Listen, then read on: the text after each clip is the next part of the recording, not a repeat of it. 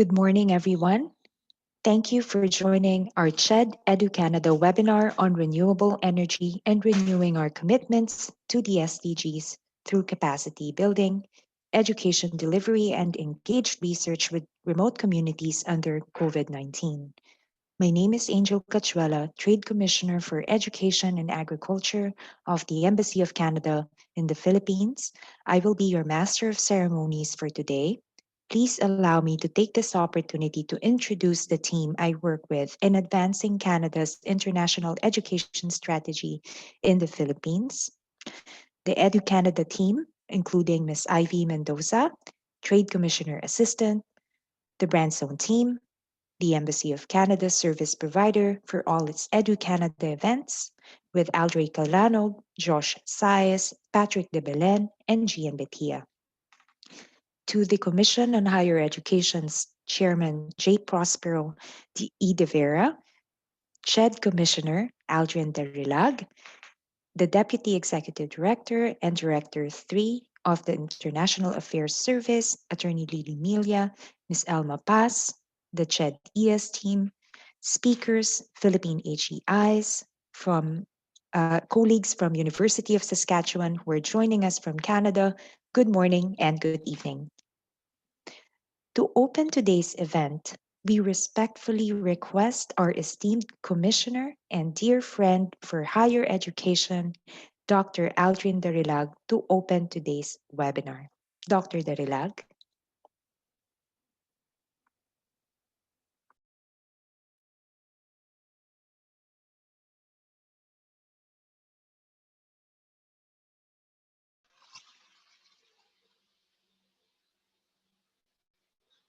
Thank you, Angel. I would like to recognize the presence of Ambassador Peter MacArthur on this webinar. It is a pleasure to meet you, Your Excellency, albeit virtually.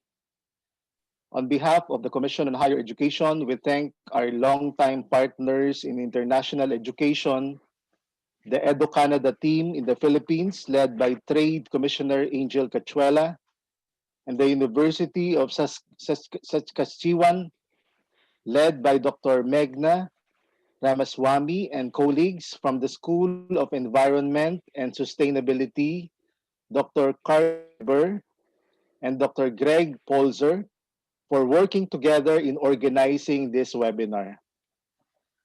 I would like to recognize also the Philippine Consulate General in Calgary, Consul General Saldi Patron, from the Commission on Higher Education, Attorney Lily Frida Milia, the Deputy Executive Director and Director 3 of International Affairs Staff, Attorney Christian Rivero, Director of HEDF, Dr. Maricar Casquejo, the CHED Regional Director of Region 11, Dr. Rodi P. Garcia, the CHED Regional Director of Region 9. From our state universities and colleges, Dr. Albert Naperi, President, Central Bicol State University, Dr.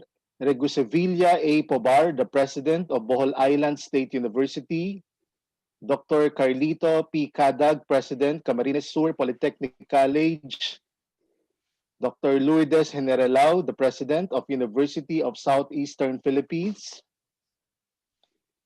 Lynn, of the President of Summer State University, Dr. Marilyn Cardoso, Dr. Irvin Vincent Alcala, this is from the private HEI, the President of St. Paul's School of Professional Studies, Dr. Divina Gracia General, the President of St. Michael College of Hindang, Leyte.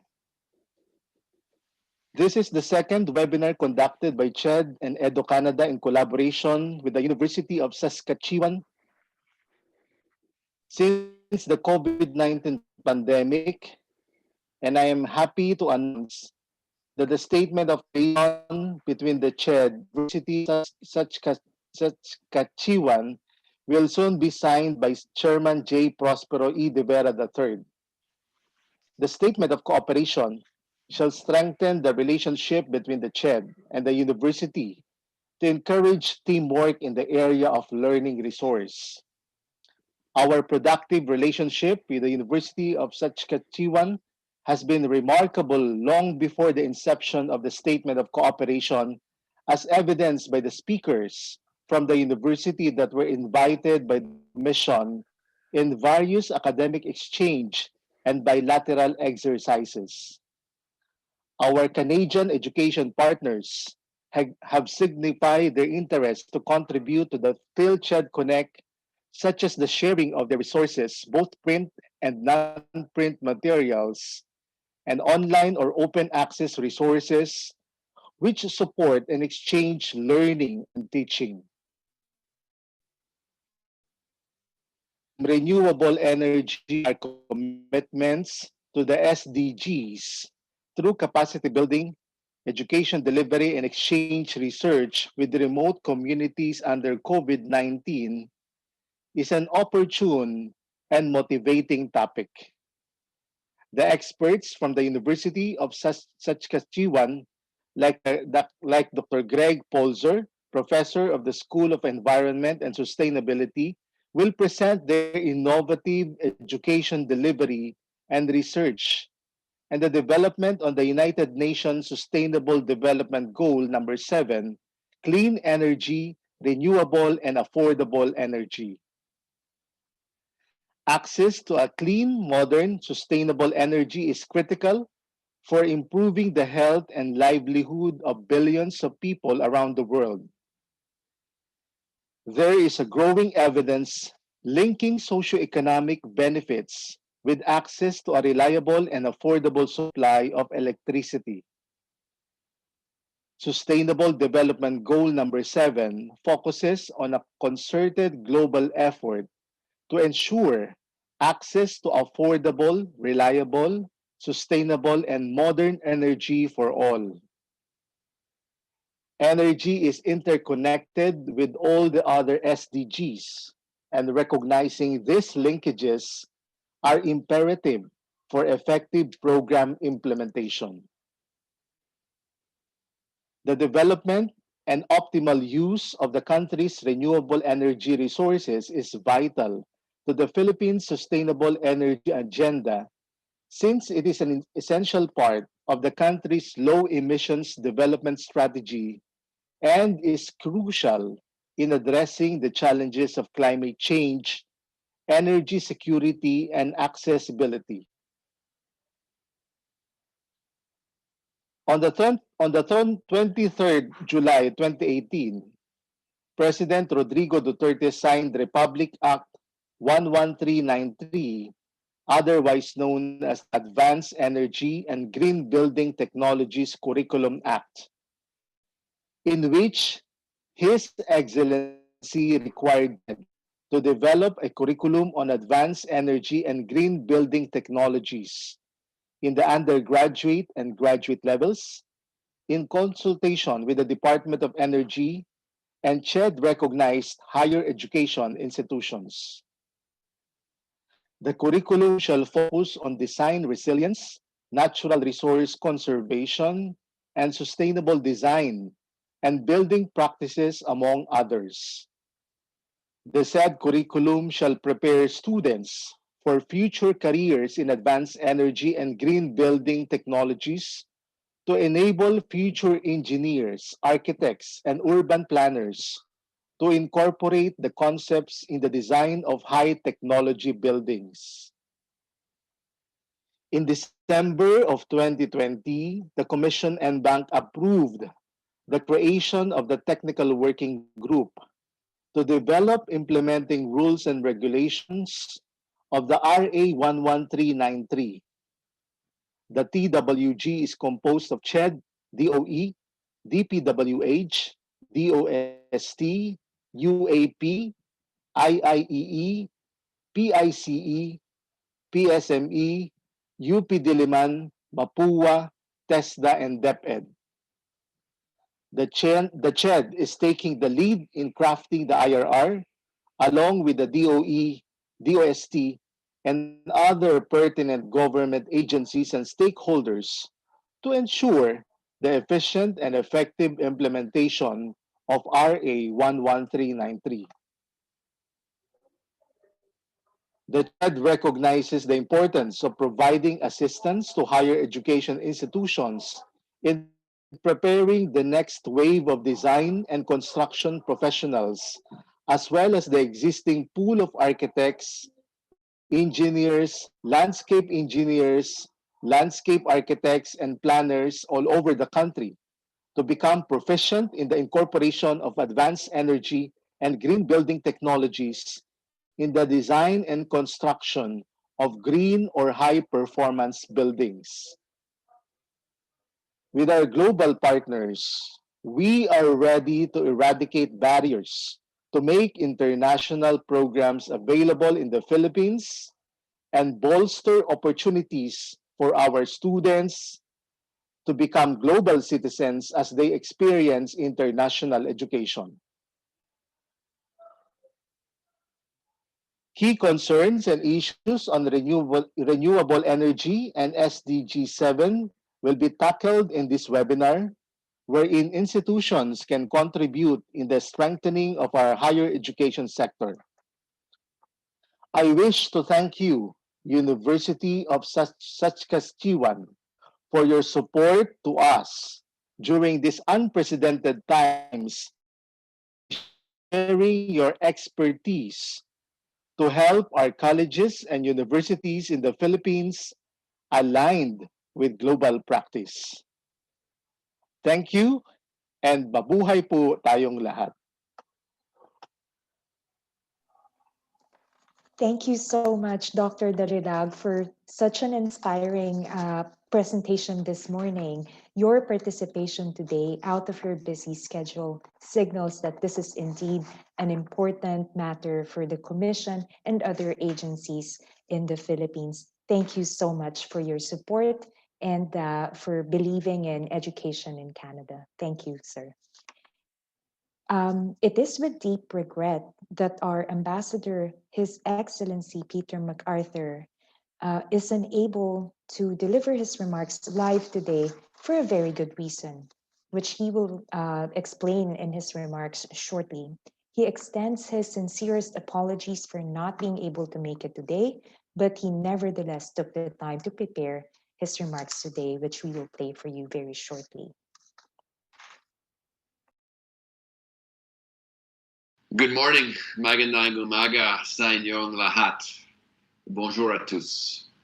This is a recorded message because today I'm out of Manila on the Bicol Peninsula with the United Nations and other international partners reviewing reconstruction work in the wake of those terrible typhoons that recently struck that region of the Philippines. This extreme weather is, of course, due to climate change. Which can be neutralized through more use of clean technology and renewable energy, which of course environmental sciences and the kind of work you're discussing today is very much a priority for resolving the great issue of our time, climate change. Before anything else, I would like to thank Chairperson Prospero de Vera and his team, including Commissioner Aldrin Darilag, for continued commitment to enhancing higher education in the spirit of the SDG 2030 and making sure that higher education delivery in the Philippines and in other countries, including Canada, continues to improve despite the current pandemic. Brain circulation is the future of the world, and our young people, through research and studies, thanks to expert faculty across the world, are the way ahead. Dr. Prospero and Commission, your leadership is the foundation of this progressive approach that we, our education stakeholders in Canada, significantly value. So let me want to recognize in this opening statement the presence of important colleagues today. Commissioner Aldrin Darilag of CHED, I've mentioned, Attorney Lila Frida Mila, Deputy Executive Director and Director for International Affairs Service at CHED. Dr. Leah Buendia, Assistant Secretary for International Cooperation at DOST, whose secretary I recently had a very good opportunity to have an extended conversation with, Secretary de la Peña, as well as Consul Zaldi Patron of the Philippine Consulate in Calgary, Alberta. Great to see Department of Foreign Affairs of the Philippines involved in this. Shows you how important it is to our two countries to continue this this international education initiative. With CHED, we share a common vision to improve the competitiveness and the quality of our graduates in both of our countries. The Embassy is pleased to be partnered with CHED in launching this innovative initiative through this pandemic and into the upcoming months, persisting to bridge the gap between Philippines institutions across this beautiful archipelago and our institutions right across Canada, including the webinar series Connecting Philippine Higher Education with Canadian Institutions in the New Normal. Indeed. It's important to highlight our mutual intention in this webinar series, our shared commitment to strengthen higher education delivery and research and faculty development in the two countries, very much aligned with SDG 2030, which we've all signed on to. 9 more years to go of SDG 2030 to reach those goals, which serve as a blueprint for all of us to make a better future. When aligned with higher education and research, this shifts the paradigms and creates an innovative and direly needed solution to address the world's pressing problems, whether they're healthcare, environmental, water, or otherwise. While SDG 4 on quality education serves as the underlying theme for all of our webinars, today I'm happy to say we're focusing on the area of affordable and clean energy, SDG 7, helped by SDG 17 partnerships. This gathering today is all about partnerships across the Pacific and around the world. It's very important that sustainable cities have access to energy. And SDG 6 on clean water and sanitation, of course, reinforces the right to have clean and healthy water. We recognize that the Philippines is on the brink of expanding its access to renewable sources of energy through effective, efficient technology and equipment, building on a strong foundation where this country has the highest percentage within ASEAN of renewable energy, largely due to hydropower, geothermal, and other renewable energies.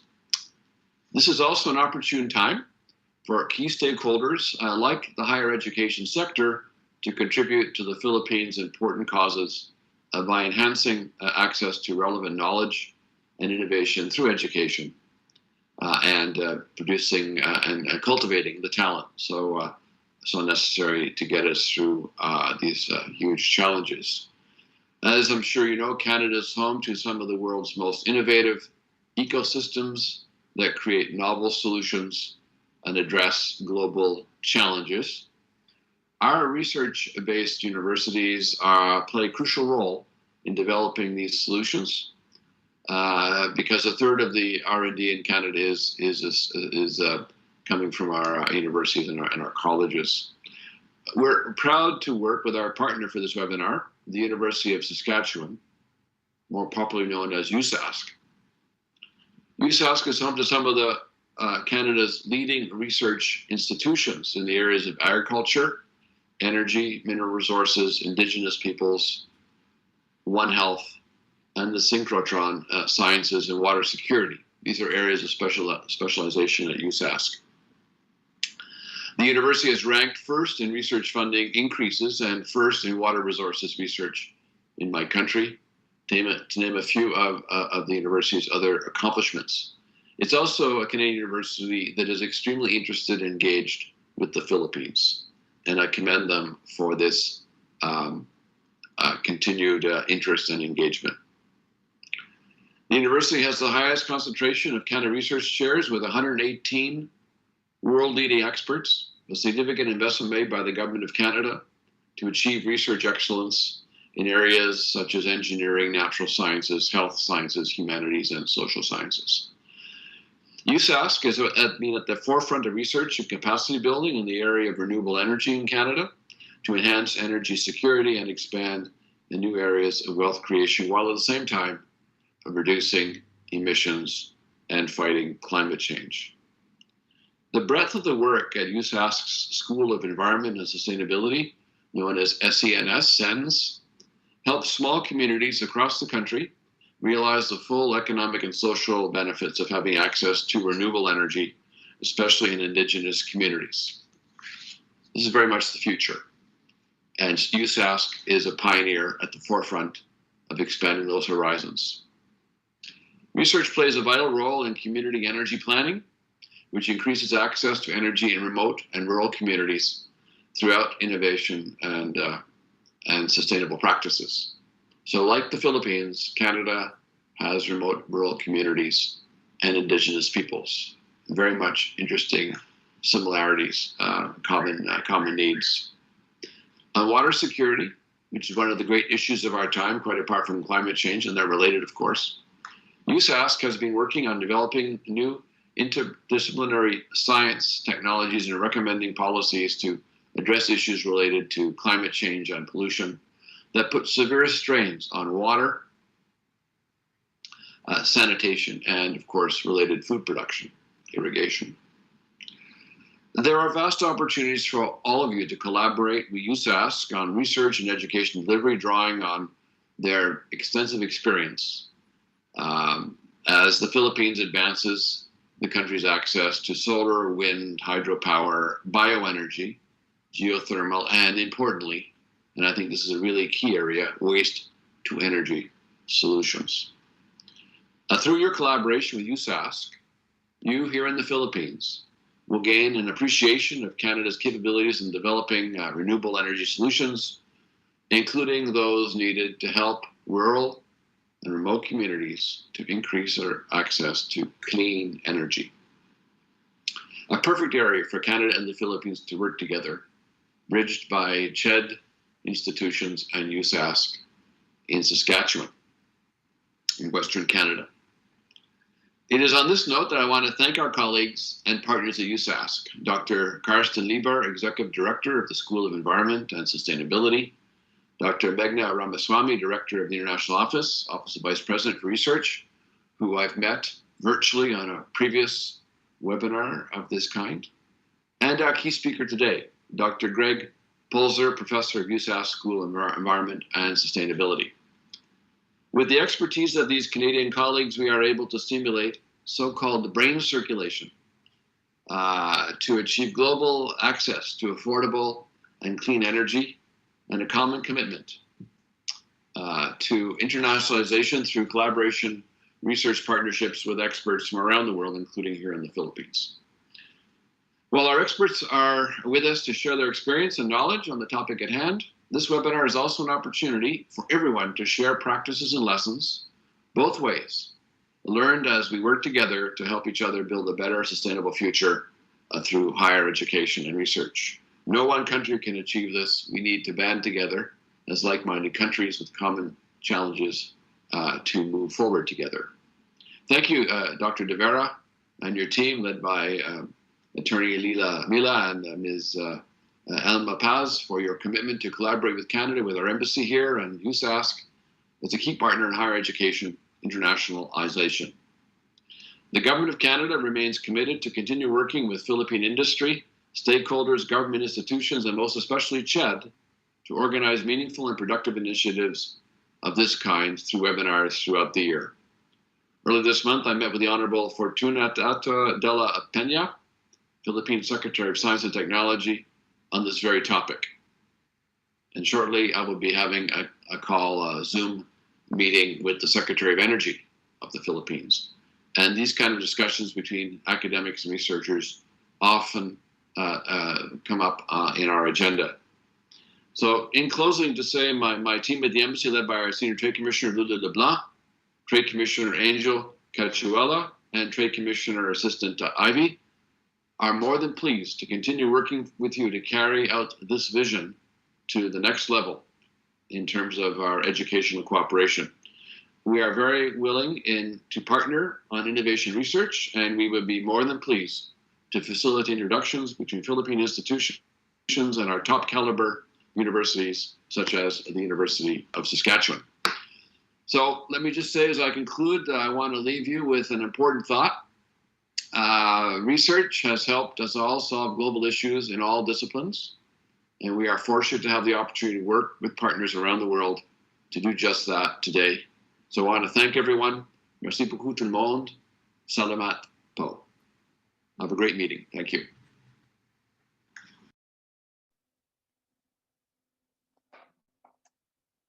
Now on to our next segment of the program. Founded in 1907, the University of Saskatchewan is one of Canada's research-intensive institutions, as mentioned by our ambassador. We are proud to be a member of the University of Saskatchewan as we co-deliver today's webinar with their institution and the Commission on Higher Education to HEIs in the Philippines. The University of Saskatchewan is a member of Canada's U15, an association of public research universities across Canada that drive the national policy agenda and provide critical advice and analysis about higher education and research and development. USask is one of Canada's top research universities based on the number of research chairs at their institution. We are honored to have with us today our next speaker, Dr. Karsten Lieber, the Executive Director of the University of Saskatchewan School of Environment and Sustainability, or SENS. Dr. Lieber was the past director of the Toxicology Center of the University of Saskatchewan. He built the USask Toxicology Center to become Canada's largest and most renowned university-based environmental toxicology research and training center, and later lead the creation of the USask Water Research Group, which in 2011 evolved into the Global Institute for Water Security. Professor Lieber was also the inaugural executive director of SENS, leading its development from an approved concept to full implementation. He received the title of Distinguished Professor at USask in 2014 and was given a National Award for Outstanding Contributions to Canadian Ecotoxicology in 2018. He was likewise made a Fellow for the Society of Environmental Toxicology and Chemistry in 2019. He is presently leading the implementation of new and revised academic programs in SENS and working with faculty to enhance graduate programming in the school, both on thesis and non-thesis programs. He is also leading the development of a new chemical risk assessment graduate program in partnership with the Danish University and coordinating a master's program in water security with Beijing Normal University in China. He is also leading a new strategic visioning for SENS to ensuring the school's activities align with institutional and provincial priorities and new financial realities. Outside of USask, he has served on many Canadian government science panels and advisory boards, primarily under Environment and Climate Change Canada and Health Canada. Everyone, colleagues on the line, let us please warmly welcome Dr. Karsten Lieber. Good evening, and thank you very much for that introduction. Dear Chairman De Vera, Commissioner Derilag, and the entire CHED team, and esteemed colleagues, I'd like to thank the Commission on Higher Education of the Philippines, Ambassador MacArthur and his team at the Canadian Embassy in the Philippines, and all of my colleagues here at the University of Saskatchewan for hosting this important webinar. I would also like to thank all of the participants, especially those from the Philippines, for attending this event. We're thrilled to see such a large and diverse audience, and we sincerely hope that many of you come away with an interest in having further discussions with our school and with the University of Saskatchewan more broadly. I'm sure that many of you, in your own ways, work every day to address some of the United Nations 2030 Sustainable Development Goals, as it is appropriate and possible for your own situation. My colleague, Dr. Ramaswamy, Director of our International Office, will share more information on our university's initiatives towards achieving the SDGs shortly. It is truly my honor to have this opportunity to introduce you to the University of Saskatchewan and to the School of Environment and Sustainability. As was just mentioned, the University of Saskatchewan is one of Canada's top 15 research-intensive universities.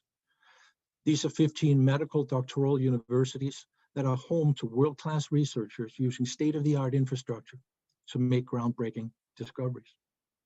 At the University of Saskatchewan, for example, that includes development of a vaccine for COVID-19.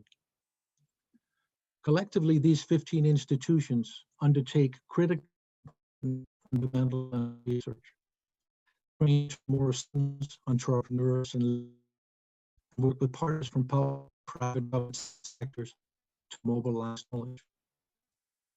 Together, these universities undertake 80% of all competitive university research and contribute more than $36 billion to the Canadian economy every single year.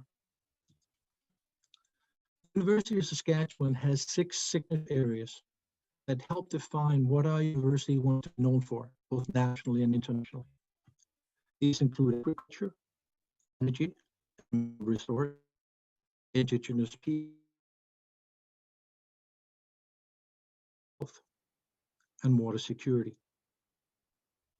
Our university has 17 colleges and schools, covering a full spectrum of academic programs to a student population of approximately 26,000.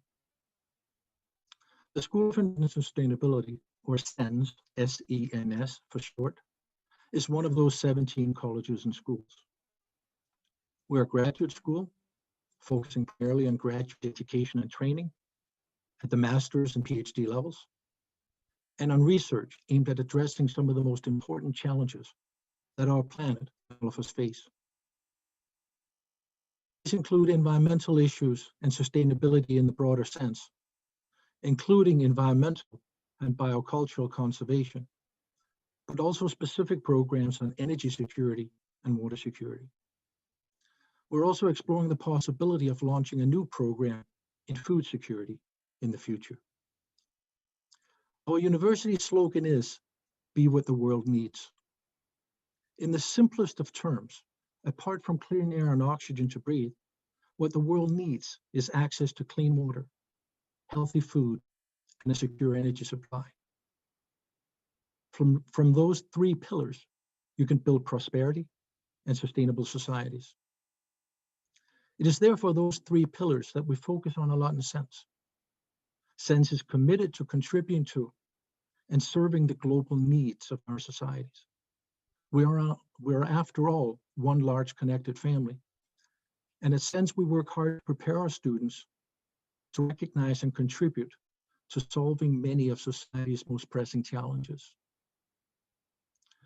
Today, we're focusing largely on SDG number 7, affordable and clean energy.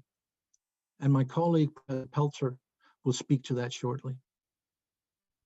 As a way of setting up his talk, SENS is leading research and capacity building in Canada to address the energy security needs of remote, rural, and Indigenous communities.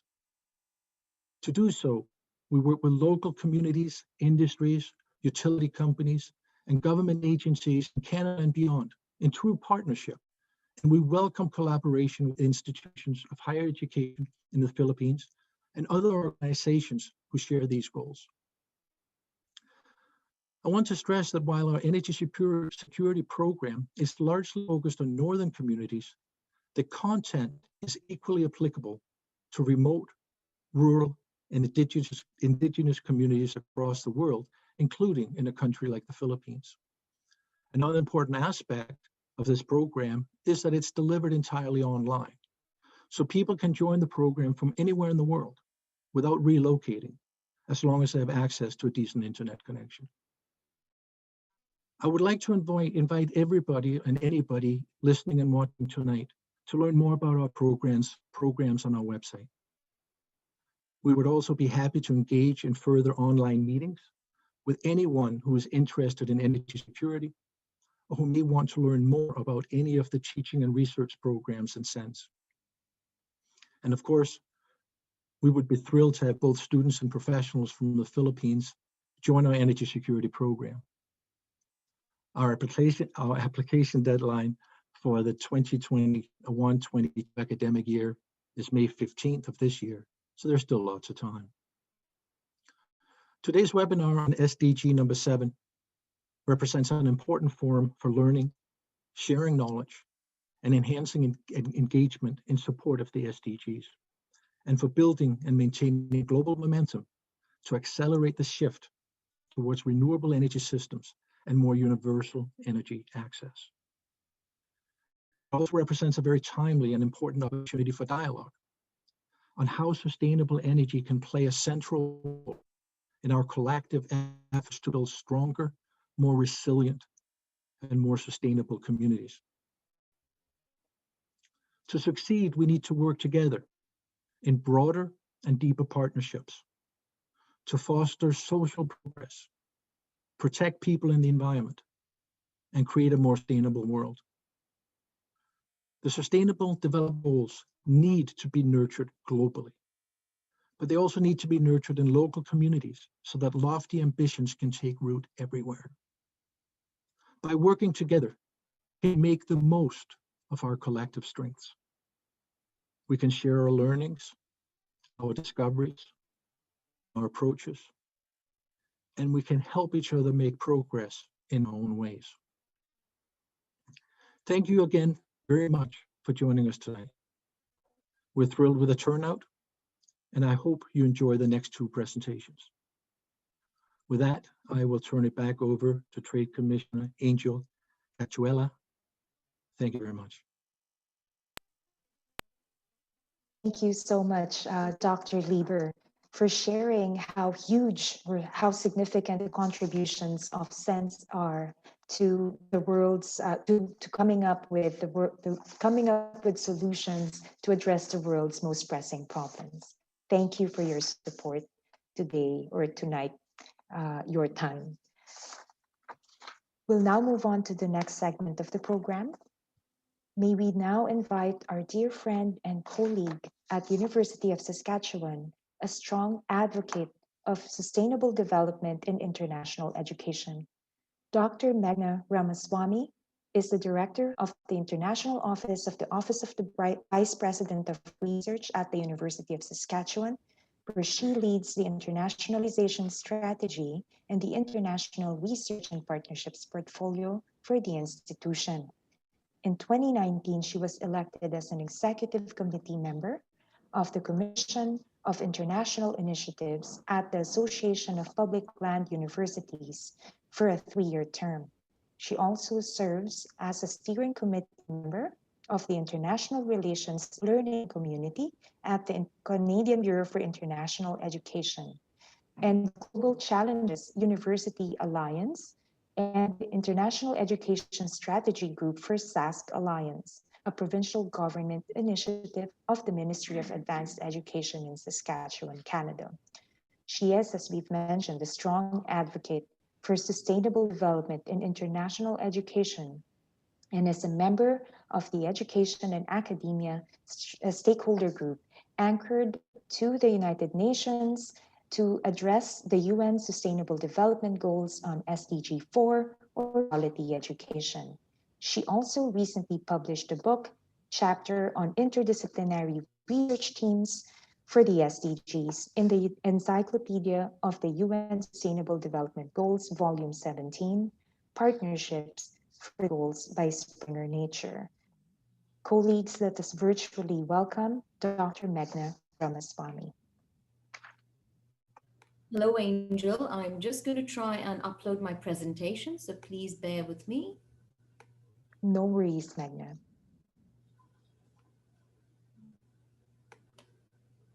Excellent. I hope you can see the slide. Yes, we can. Perfect. Thank you. Thank you so much, Angel. Good morning and good evening to our colleagues in Canada and the Philippines. Greetings to Chairman Prospero de Vera, Attorney Lily Miller, and Commissioner Dr. Aldrin Darilag at the Commission of Higher Education in the Philippines. And of course, greetings to Angel Cachuela and her team at the Embassy of Canada. We are delighted to be here with you.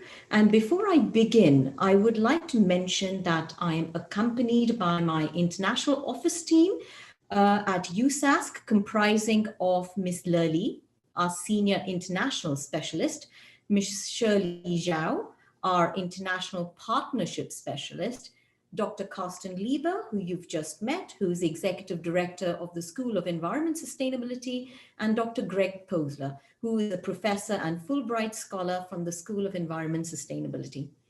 So as the ambassador mentioned, this is the second webinar in this series, and today's webinar will be delivered in two parts. I will provide an overview on internationalization, sustainability, and partnerships on energy, and this will be followed by Greg's presentation, where he will be speaking about delivering education and research on clean and renewable energy through the eyes of the University of Saskatchewan. Now, the University of Saskatchewan is located in the province of Saskatchewan, and I'm not sure how many of you have visited Canada or the province of Saskatchewan. Now, the province has one of the highest populations of Indigenous people in Canada, and so I would like to recognize our rich history and culture of indigenization by saying that as we gather here today, we acknowledge we are on Treaty 6 territory and the homeland of the Métis. We pay our respects to the First Nation and Métis ancestors of this land and reaffirm our relationship with one another. Now, the University of Saskatchewan is located in the city of Saskatoon, and this is a picture of the city taken during the summer. There are over 250,000 people living in Saskatoon, and the city was ranked number 18 on the New York Times list of 52 places to go in 2018. As a result, we have nearly 26,000 students on campus from 132 countries, of which 3,400 are international students and 3,300 are Indigenous students. Now, as was mentioned before, the University of Saskatchewan is a research-intensive university, and we belong to the prestigious group of U15, which is basically an alliance of the top 15 research-intensive universities in Canada. We are ranked highly for research in water security. We're ranked number 1 in Canada and 20th in the world. We're also world-renowned in other disciplines, including environmental sciences, public administration, veterinary medicine, and agriculture, to name a few.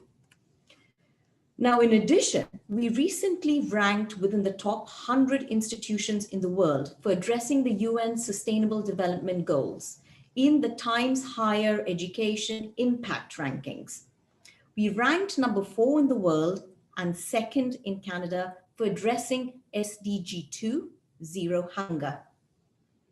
We were ranked number 12 globally and number 2 nationally for SDG 3, Good Health and Well-being, number 56 globally, and number 5 nationally for SDG 6, Clean Water and Sanitation. And then we were ranked number 838 globally and number 7 nationally for SDG 14, Life Below Water. And lastly, we were ranked number 67 globally and number 10 nationally for SDG 16, which is Peace, Justice, and Strong Institutions. Now, as a university, we have had 2 Nobel Prize winners, 1 Oscar winner, 70 Rhodes Scholars, and I have a huge alumni community living worldwide. The university, as Carsten mentioned, has 17 colleges and 3 grad schools. Professional colleges include dentistry, law, medicine, nursing, nutrition, pharmacy, and veterinary medicine. Direct entry programs from school covers 6 main areas, including agriculture and bioresources, arts and sciences, education, business, engineering, and kinesiology. Now, we thrive on research excellence, and the breadth of research that we do explores areas such as cancer treatment, crop development, animal and human vaccines, business, education, Indigenous issues, natural resource development, sustainability, energy, space science, and nuclear physics. And we're engaged in research partnerships worldwide. This slide shows the university's 6 areas of research focus. And as you can see, they're all very interdisciplinary and interconnected, and they cross over into many other research areas as well. We have world-class institutes for addressing issues related to food security. This includes a crop development center with over 400 crop varieties. Saskatchewan as a province exports over 41% of the world's lentils, all of which are developed at the university. The university had received 37 million Canadian dollars for designing crops for food security. This included a plant phenotyping and imaging research center and a digital agricultural research center. It is also the only university in Canada with 2 Canada First Research Excellence Funds, totaling over 115 million Canadian dollars. In addition, we have had 1 Canada Research Excellence Chair, 1 Canada 150 Chair, and 19 Canadian Research Chairs. Our research income between 2019 and 2020 was $225 million. The university also hosts Canada's only synchrotron, known as the Canadian Light Source. The Canadian Light Source is a leading center for research excellence in health, agriculture, environment, and advanced materials. And this center has a very rich history of international collaborations and works on a variety of international projects. In addition, the Sylvia Frederick Canadian Centre for Nuclear Innovation at the University of Saskatchewan has state-of-the-art facilities to advance research. It hosts the Saskatchewan Centre for Cyclotron Sciences, which also supports innovation in nuclear imaging and therapy in living specimens. The Vaccine Infectious Disease Organization, which has received much attention recently, is also a global leader in infectious disease and vaccine research and has a level 3 containment facility. Much effort is put into centralizing health research from diverse disciplines to attain optimal health for people, domestic animals, wildlife, plants, and our environment, the very concept of One Health. As a research-intensive university within the U15, I want to mention that USask ranks number 1 out of 15 for licensing income. In addition, we've had over 200 tech files under management. We also have over 260 issued patents, and we have about 180 pending patents. We've also got over 100 new disclosures in 2018 to 2019. Now, the breadth of research at the University of Saskatchewan reflects the seriousness of how the university takes internationalization. Internationalization is a key strategy for the university to strengthen its presence and visibility around the globe. Internationalization is a common thread which runs across all our institutional strategies and plans and is core to the University of Saskatchewan's missions, visions, and values. The internationalization plan for USask is known as the International Blueprint for Action 2025. And it charts a course over the next 5 years to internationalize teaching, learning, student experience, research, partnerships, and community engagement activities to enable the University of Saskatchewan to significantly advance its mission to become a truly globalized university. The international activities at the University of Saskatchewan are extremely widespread, as evident on this map. The black dots represent student exchange, the yellow dots represent MOUs, and the green dots represent research projects. As you can see, a large majority of our research projects are based in Europe, Asia, and the Americas. Now, being a research-intensive university, it's not surprising that the University of Saskatchewan has a high research publication output across a diverse range of subjects. Over 11,500 publications were authored by our scholars in joint collaboration with over 4,200 institutions around the world.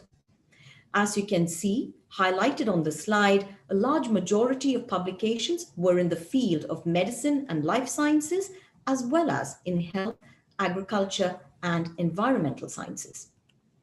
Now, when we look at international funding, we engage in many joint research projects worldwide.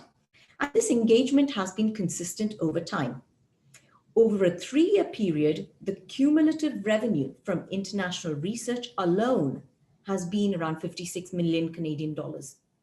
Since the onset of COVID in March 2020 in Canada, we have had 85 international research projects funded over a total of $10.8 million.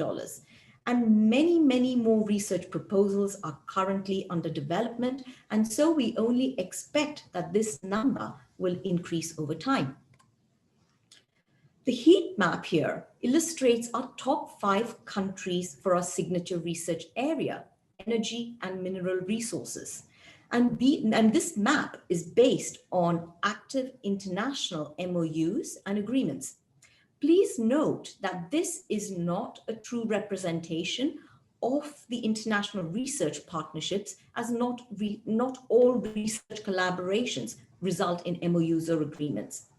Currently, we have 48 MOUs and agreements in total for energy, but none of them are with the Philippines. So this is an opportunity here. The international blueprint that I mentioned, which is the internationalization plan for the university, focuses on the notion that global problems require global solutions. Our researchers work closely with scientists and communities around the world to address many of the complex and significant challenges that we face today. And one of the great ways in which we bring fabulous minds together is through a recurring international conference called the People Around the World Conference, which is hosted by the International Office. And so the People Around the World Conference has been running since 2018, and its primary objective is to acknowledge and advance the university's internationalization efforts in the areas of global research, partnerships, sustainable development, and collaborative projects. Now, since 2018, we've had keynotes from world-renowned speakers, such as Mr. Nikhil Seth, who is the Executive Director of the United Nations Institute for Training and Research, Dr. Ala Murabit, who is the United Nations High-Level Commissioner on Health, Employment and Economic Growth, and is an SDG Global Advocate, Mr. John Beale, who is the Manager of the Sustainable Development Solutions Network of Canada, and finally, Mr. Brent Loken, who is the Director of Science Translation at EAT, which is a science-based global platform for food system transformation. This year, the conference will occur on the 2nd and 3rd of February and will feature keynotes from Professor Jeffrey Sachs, who is the president of the UN Sustainable Development Solution Network. He's also the director for the Center for Sustainable Development at Columbia University. We also have keynotes from our federal minister, Honorable Ms. Karina Gould, who will be delivering remarks on Canada's feminist international assistance policy during COVID. Now, in addition, we also have remarks from Dr. Phil Valuna. He is a program director at the National Research Council of Canada, and he is leading a 7-year, $57 million collaborative research program on Canada-made clean energy technology. His mandate is to develop transformative technologies to help Canada achieve the net zero greenhouse gas emissions by 2050. His moonshot is to make renewable fuels and chemicals from air and water. What is also noteworthy to mention is that he was named in the 2019 Forbes list, top 30, under 30 for energy. And he's a member of a working group on artificial intelligence, ethics, and SDGs at the Canadian Commission for UNESCO. I also want to make a specific mention that Phil is of Filipino origin and he settled in Canada when he was a young boy. And so I hope you all feel a sense of pride in knowing that the influence of Canada and the Philippines has produced such a remarkable individual. In addition, we also have Dr. Marlo Aquino from Mariano Marcos State University, who will speak about responses to COVID using a gendered and culturally sensitive lens. Other keynotes for this conference include Ms. Livia Castellanos, who is the Executive Lead of International Education at the Government of Saskatchewan.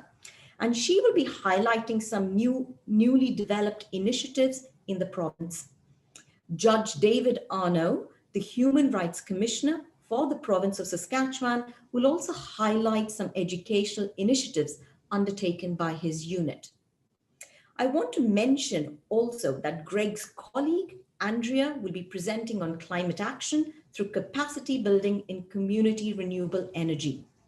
There is an entire session on climate action and energy, and Carsten here will be moderating.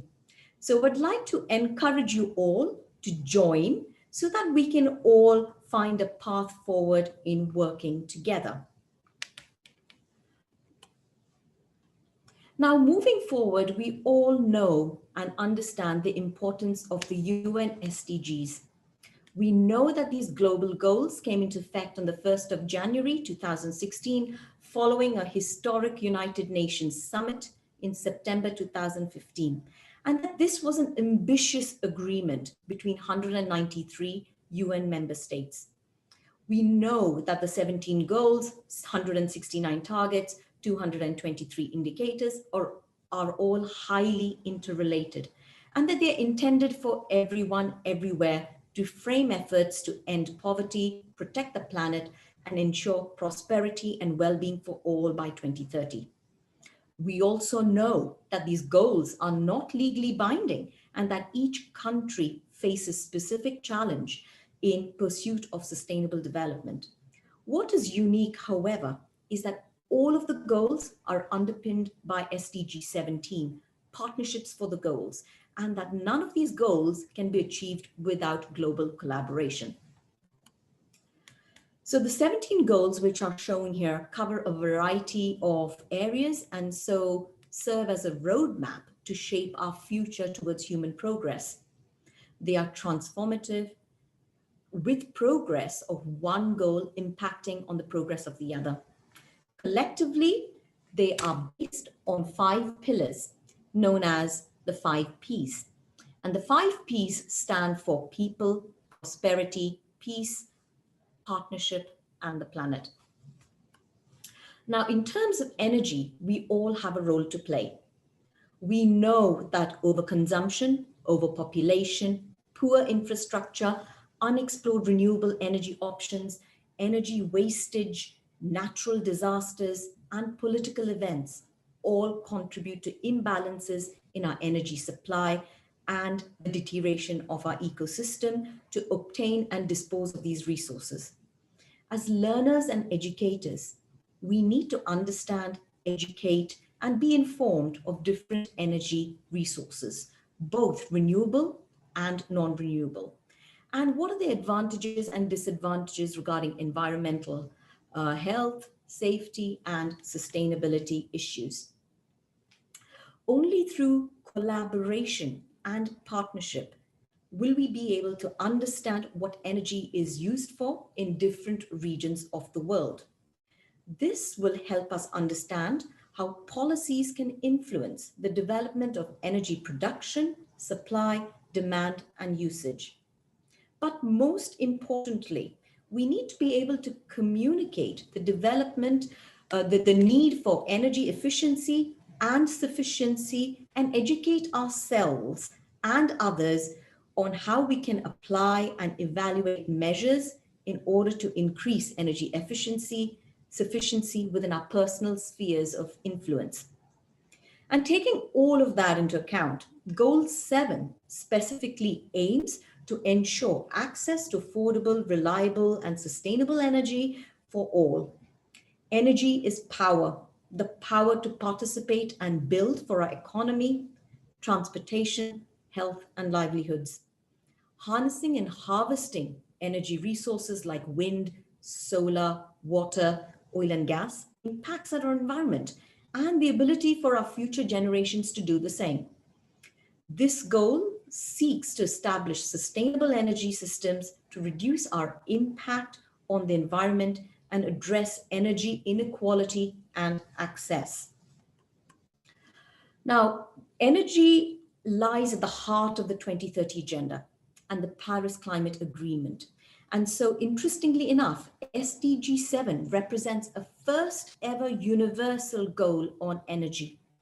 Targets for SDG 7 specifically look at how we can ensure access to affordable, reliable, and modern energy through infrastructure and better technology.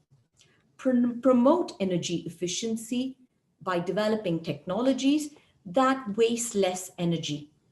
Increasing the use of renewable energy sources globally compared with other sources. Working together to research and develop renewable and clean energy resources. And finally, ensuring that there is access for everybody. Now, when we look at who and what are affected, sorry, my slide's not changing. There we go. So when we look at who and what are affected, 3 points come to mind. For the environment, we know that greenhouse gas emissions occur naturally and through human activities. The impact of increased greenhouse gases in our atmosphere has contributed to a rise in annual temperatures, decrease in sea ice coverage, increase in drought, and loss of biodiversity from warmer climates. Close to home, Canada's northern ecosystems are particularly vulnerable to these changes. And so what happens elsewhere on our planet ultimately impacts us all in the end. When we think about the global south, the lack of access to energy becomes a rising issue. We know that 1.2 billion people, which equates to 1 in 5 people of the world's population, do not have access to electricity. Majority of those are concentrated in Africa and Asia. Some 2.8 billion people rely on wood, charcoal, dung, and coal for cooking and heating, which results in over 4 million premature deaths a year due to indoor air pollution. Regions with the greatest energy deficits, Sub-Saharan Africa and South Asia in particular, need assistance and in improving energy access, energy reliability, and energy sustainability. Doing this will help us ensure clean, efficient, and affordable alternatives to health-damaging cookstoves and fires. And lastly, the quest for reliable energy is a gendered issue. Without electricity, women and girls have to spend hours fetching water and spending more time cooking. Clinics cannot store vaccines for children, and therefore learners are also not able to study at night, and people cannot run a competitive business. In many parts of the world, women and girls are largely responsible for food preparations at home, and therefore they suffer the highest effects of indoor air pollution. Increasing energy access and reliability is thus vital and requires an understanding of how socio-cultural gender norms can impact women and girls. In this regard, higher education institutions can play a key role as educators, connectors, and change agents to help advance environmental and energy literacies within local, national, and international communities. Okay, now energy is inextricably linked to climate change and many other SDGs, including poverty eradication, food security, health, education, prosperity, gender equality, jobs, transport, ocean, water and sanitation, and the empowerment of women and youth. For example, by improving access and reliability of clean energy, we positively impact fuel gathering and cooking done by women. Access to affordable and clean energy improves education, so that powering classrooms or homes so children can study. Similarly, overconsumption and overpopulation has a negative impact on our natural ecosystems. And so by reducing our emissions, we're controlling our climate change impacts and safeguarding biodiversity. Now, building a resilient infrastructure while undertaking sustainable industrialization incorporates a culture of sustainability, reduced emissions, and renewable energy. How we develop, produce, and consume goods is interwoven with how we produce and use energy. Okay, I am just going to change my slide. Excellent.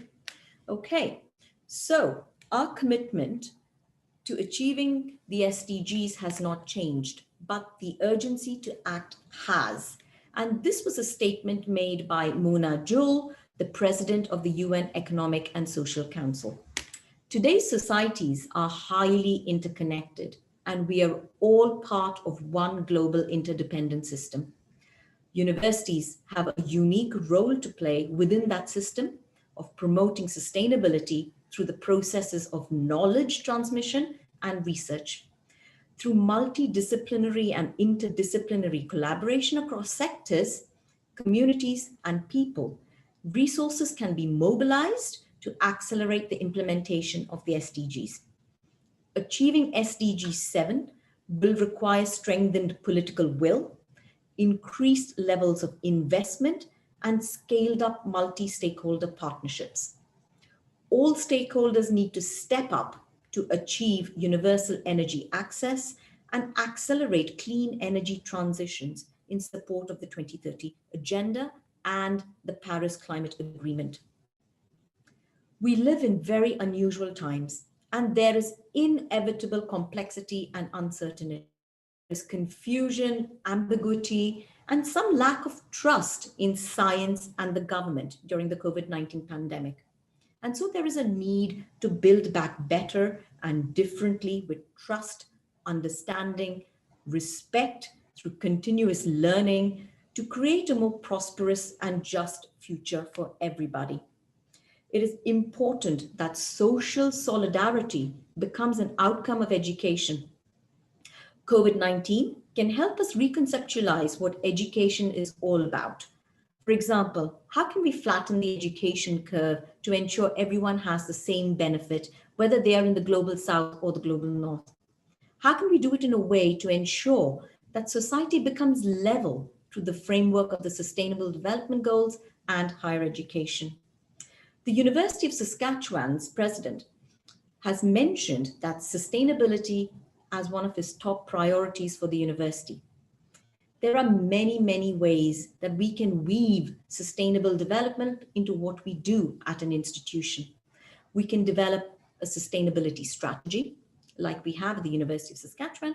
We can prioritize sustainability as an area of importance in our internationalization plans. And we have now included the SDGs in our mandate. We can incorporate sustainability in research by providing context to faculty, especially if they work in different areas and they can't see how they can connect to the goals. We can use sustainability as an organizing principle in our curricula. And of course, we can develop joint initiatives with our partners to advance the SDGs, just like we're doing today.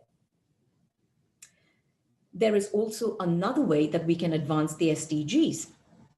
We can work very closely with our municipalities and our cities and our governments to have dialogue to influence policies and decisions. And we can create opportunities for our students to become sustainability champions. And all of this is just an example, it's just the tip of an iceberg. So we can do a lot more.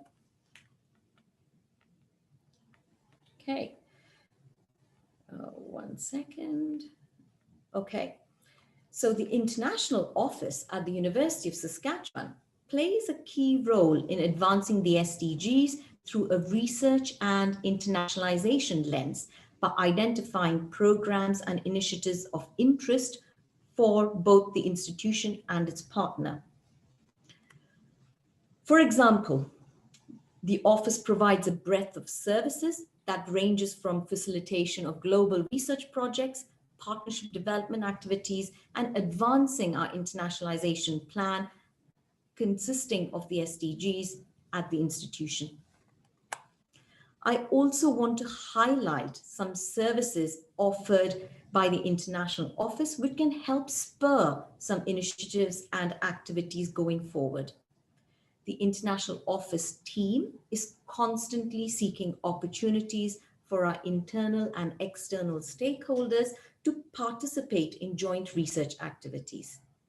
Part of that process includes supporting proposal development right from concept, idea development to delivery, and guiding the development of strategic cohorts to build expertise on grant submissions internationally.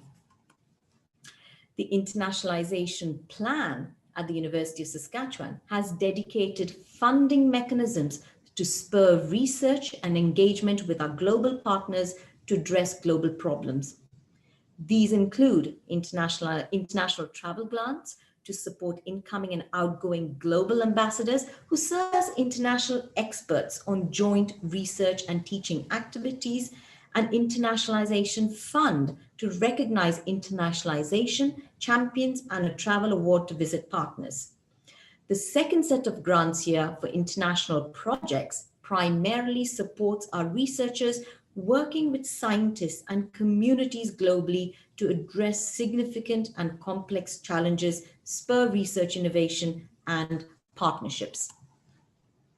And so before I end this presentation, I want to make a special mention of a few remarkable individuals who have been instrumental in strengthening the University of Saskatchewan's relationships with the Philippines. I especially want to thank Angel and Lily for their phenomenal leadership and support in making this event a reality. I also want to express my thanks to both teams at USask, the International Office, and the School of Environment Sustainability in propelling things from our side and providing the necessary support, expertise, and dialogue. And of course, I want to thank personally Consul General Zaldi Patron at the Philippines Embassy in Calgary, as he played a pivotal role in showing me your beautiful country when I visited there in Jan 2020, just before the COVID pandemic began. Once again, from me personally, a huge heartfelt thank you to you all for being here.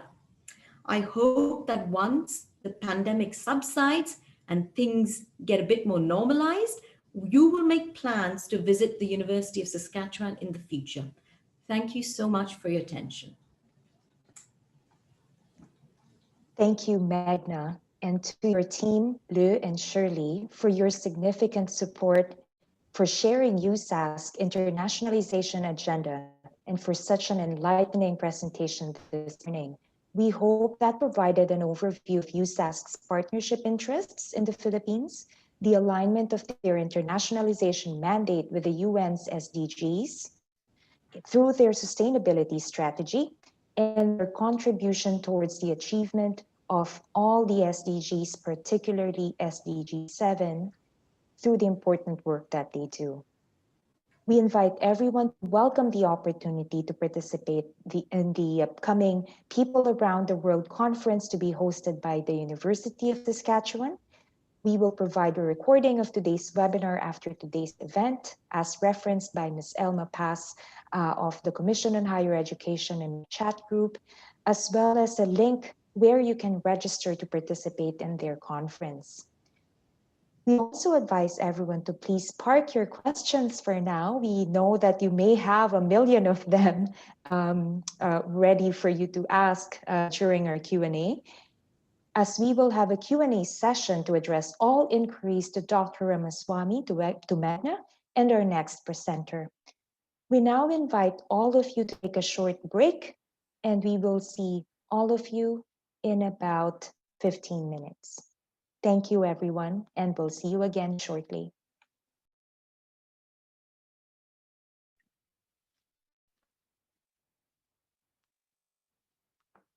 Okay.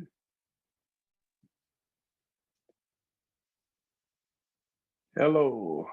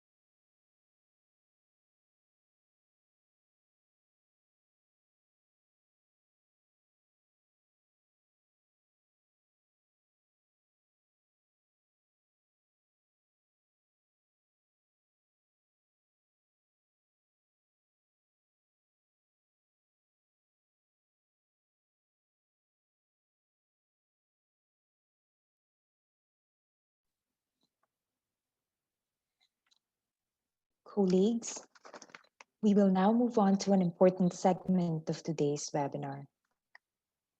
Our next speaker is Dr. Greg Peltzer.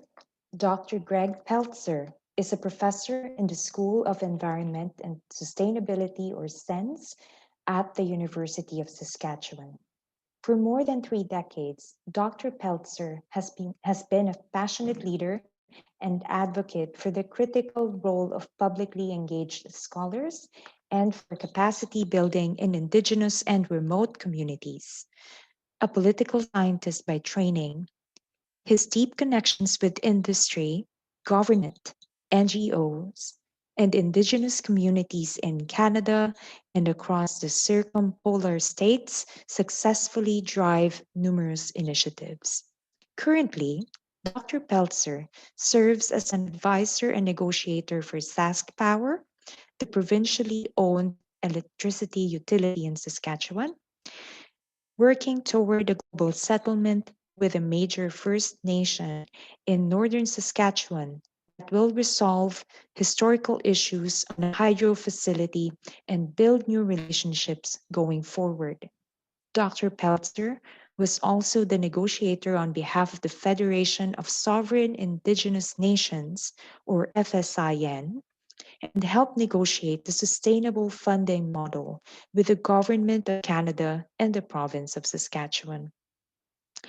Dr. Peltzer has led the development of programming for distance delivery to remote Indigenous and Northern communities across Canada and internationally.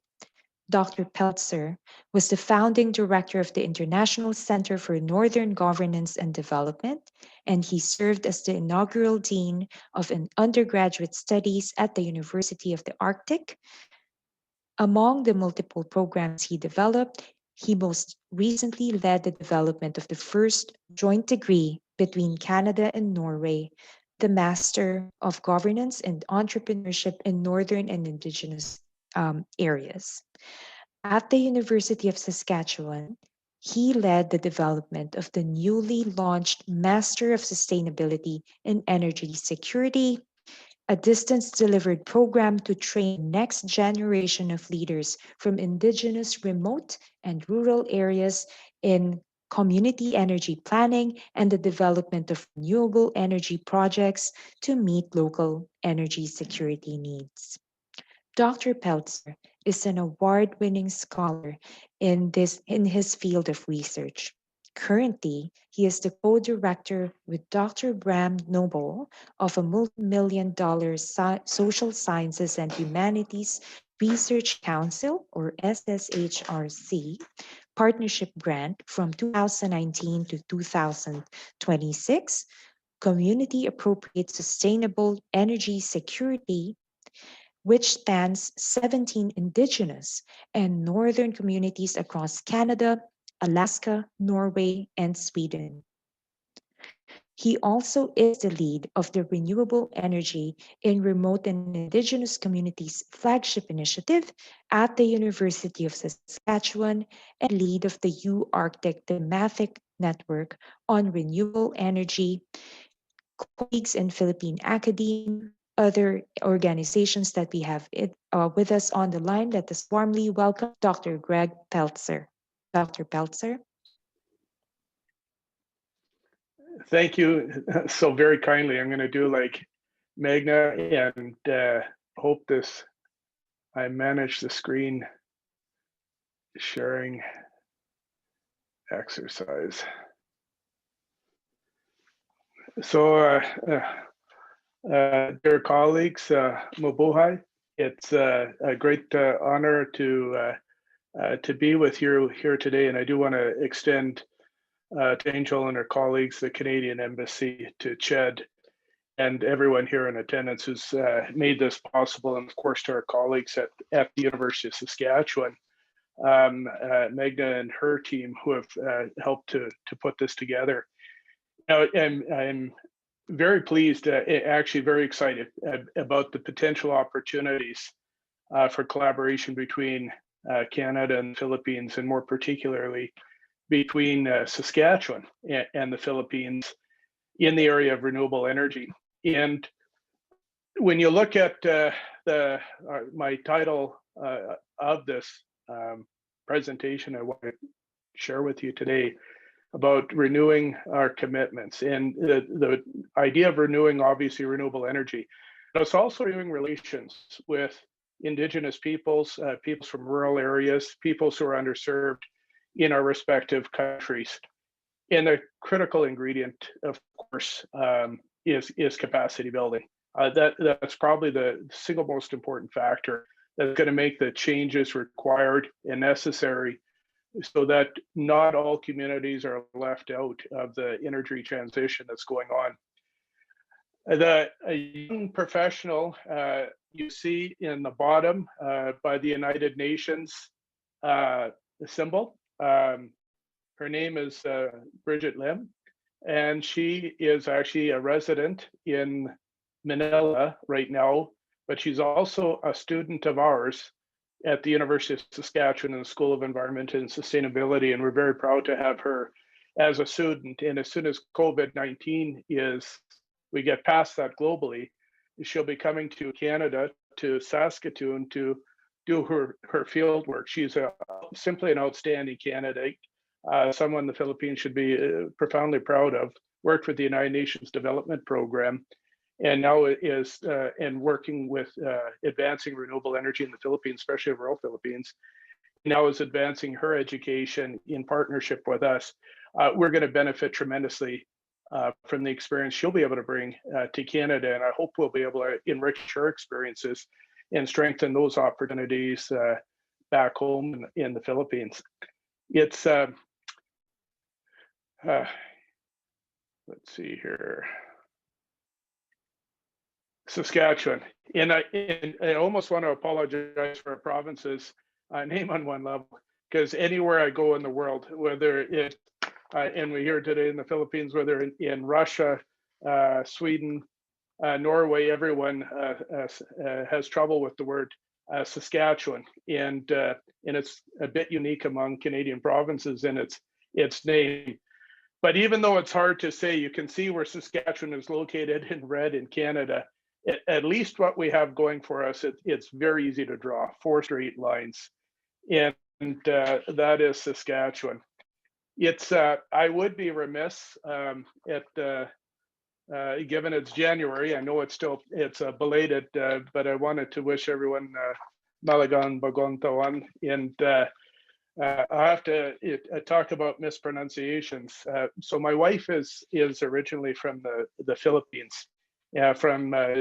She was born and until the age of 7, her family moved to Canada.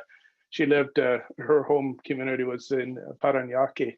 And anyhow, my mother-in-law is from Batangas, and from Kalampong in Batangas. And when I was trying to say it the first time, wishing her Happy New Year, I made the mistake of saying Bagoong Taon. So Malagang Bagoong Taon. Anyhow, I didn't think she was going to stop laughing after I made my terrible attempt to try and wish her a Happy New Year. A little bit about me. You've heard it in the very kind introduction that Angel provided. But one of the things I wanted to point out, I'm a political scientist by training. I've been working with Indigenous communities in Siberia, in Northern Canada, Alaska, in Scandinavia now for 30 years. And I'm a political scientist by training, mainly working on issues around Indigenous rights, self-government, and Northern development. And this whole area of working with Indigenous communities, which ended up, I've been different sides of the table as a professional negotiator outside of my work, of course, as an academic at the University of Saskatchewan. And one of those, the current file I'm on, I was asked about 12 years ago to help with an Indigenous issue that Sask Power had. And Sask Power, Sask's short for Saskatchewan, or provincially owned or state-owned utility in our province, electricity utility, had a legacy issue. It was a hydroelectric facility. So sometimes people assume that just because it's green energy, it's good energy. And of course, like anything else, if it's done well, it is. And if if there isn't the proper and good community consultations when developing projects that can lead to problems. And that's actually how I got engaged in the whole energy sector, is because of my work outside. So I came into this whole field of renewable energy through my work on the industry side of things, which is now nearly 10 years. And this has profoundly shaped what the opportunity. And as Meg, I thought, did a fantastic job laying out, is the interconnections between energy and everything else we do. And we've heard our other speakers prior to Magna also address that very specific. And this is where not only is there renewable energy the most critical initiative we can do in terms of addressing climate change, but more profoundly, it's the lifeline. It underscores everything if we're going to achieve the other sustainable development goals. And if we do not take this opportunity to address rural areas, whether they have electricity, whether they're end of line, or whether they're electrically microgridded islands, we'll have missed a huge opportunity. But I'm an eternal optimist, and I see where we're going. And so what I thought I might do is lay out a little bit of the context of where the renewable energy field is, where energy challenges are in Canada. And I hope you'll see with my discussion today a little bit about what's going on in Canada, that I think there's some very profound parallels that might be relevant to the Philippines.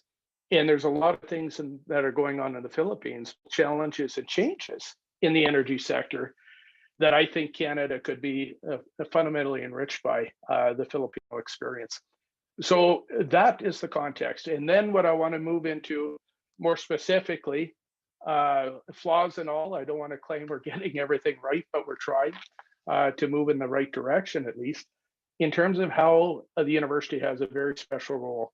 And we talk about the third mandate of the university. Obviously, there's research. Obviously, there's a teaching component to the university. But that third mission, from my perspective, it's a moral obligation for all of those who are connected in higher education to put at the service the broader society and the communities we serve, to help with the social and economic development of our regions and our countries, and indeed globally. And so we hope to share with you what we're trying to achieve at the University of Saskatchewan and hopefully address that. And then I want to conclude by an invitation to collaborate if there would be a shared vision and values of where we're going. And I believe there are, but I don't want to assume that.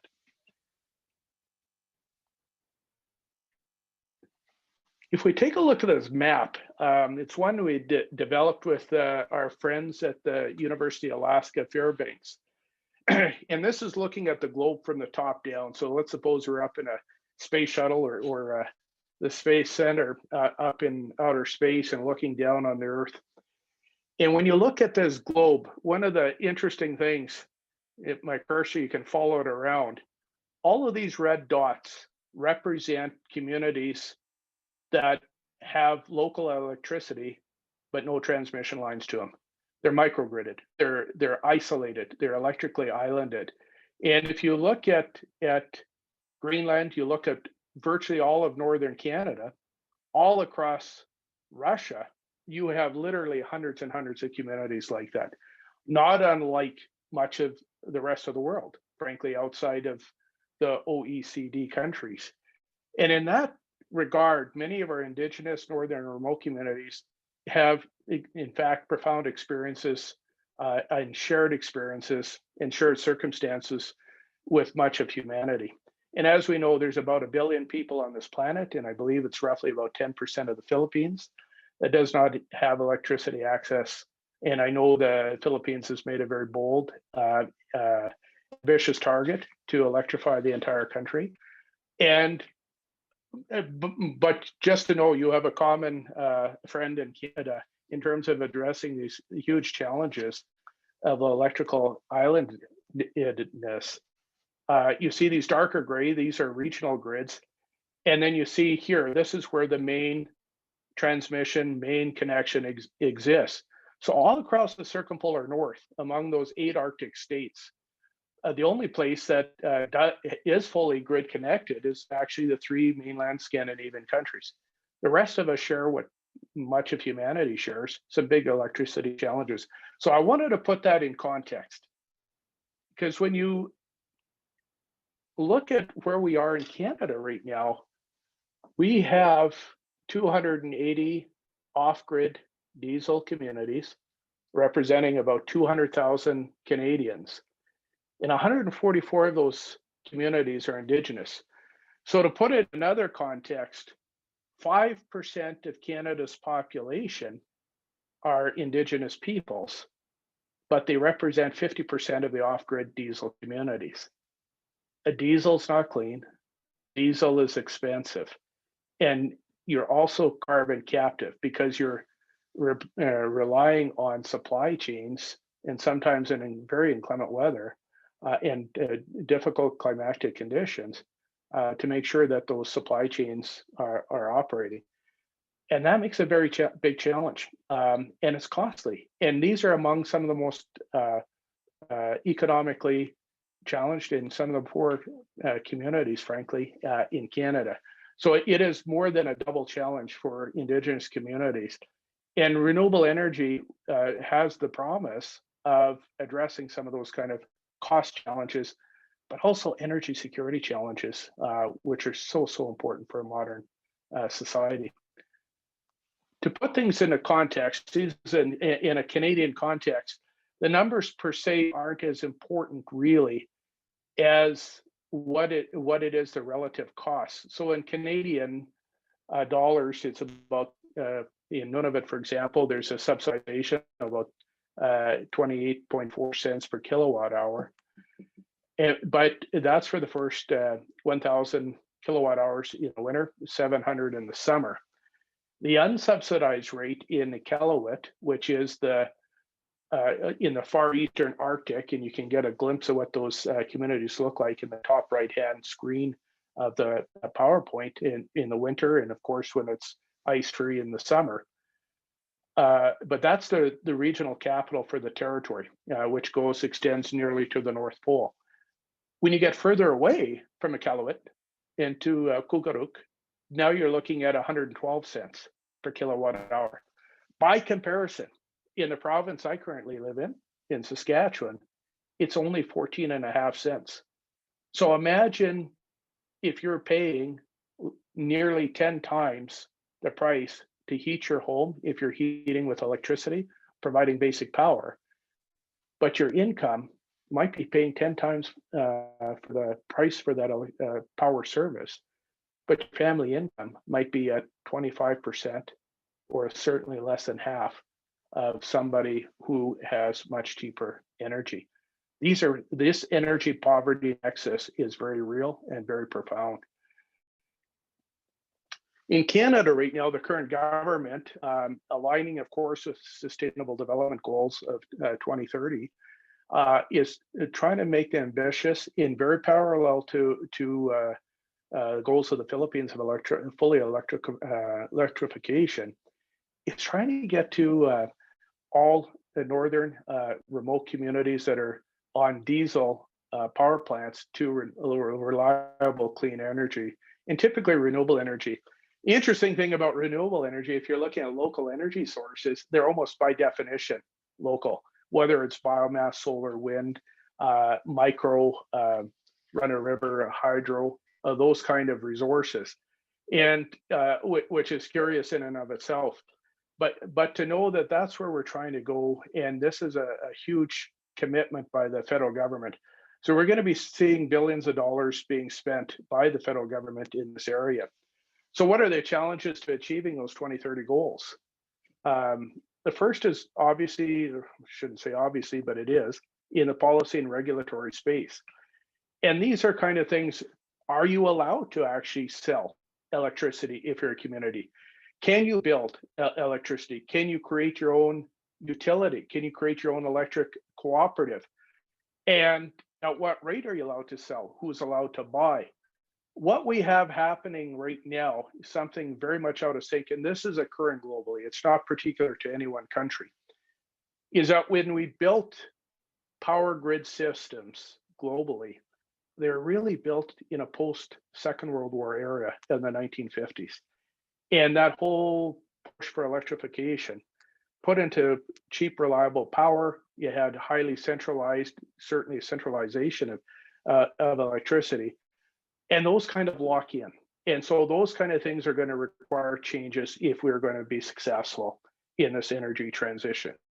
And that's hard. It's kind of trying to nudge an elephant a little bit. Not easy to do, but we've got to nudge it along. And this is where sharing experiences in the Philippines, Canada, it could be in Chile, it could be in Norway or Sweden. How we look at problems, we often look at it and think what we see is the only way of looking at things. And by looking at other countries, and I tell students this all the time, 4 years abroad, studying abroad, whether it's in the Philippines or another country, is the equivalent of studying 4 years at home at your own university. And the power of learning these lessons from an economic perspective lowers the heavy price of transaction costs to make these kind of policy and regulatory changes. The second area where we have a role to play as higher education institutions is in human capacity. And human capacity at the local level, first and foremost.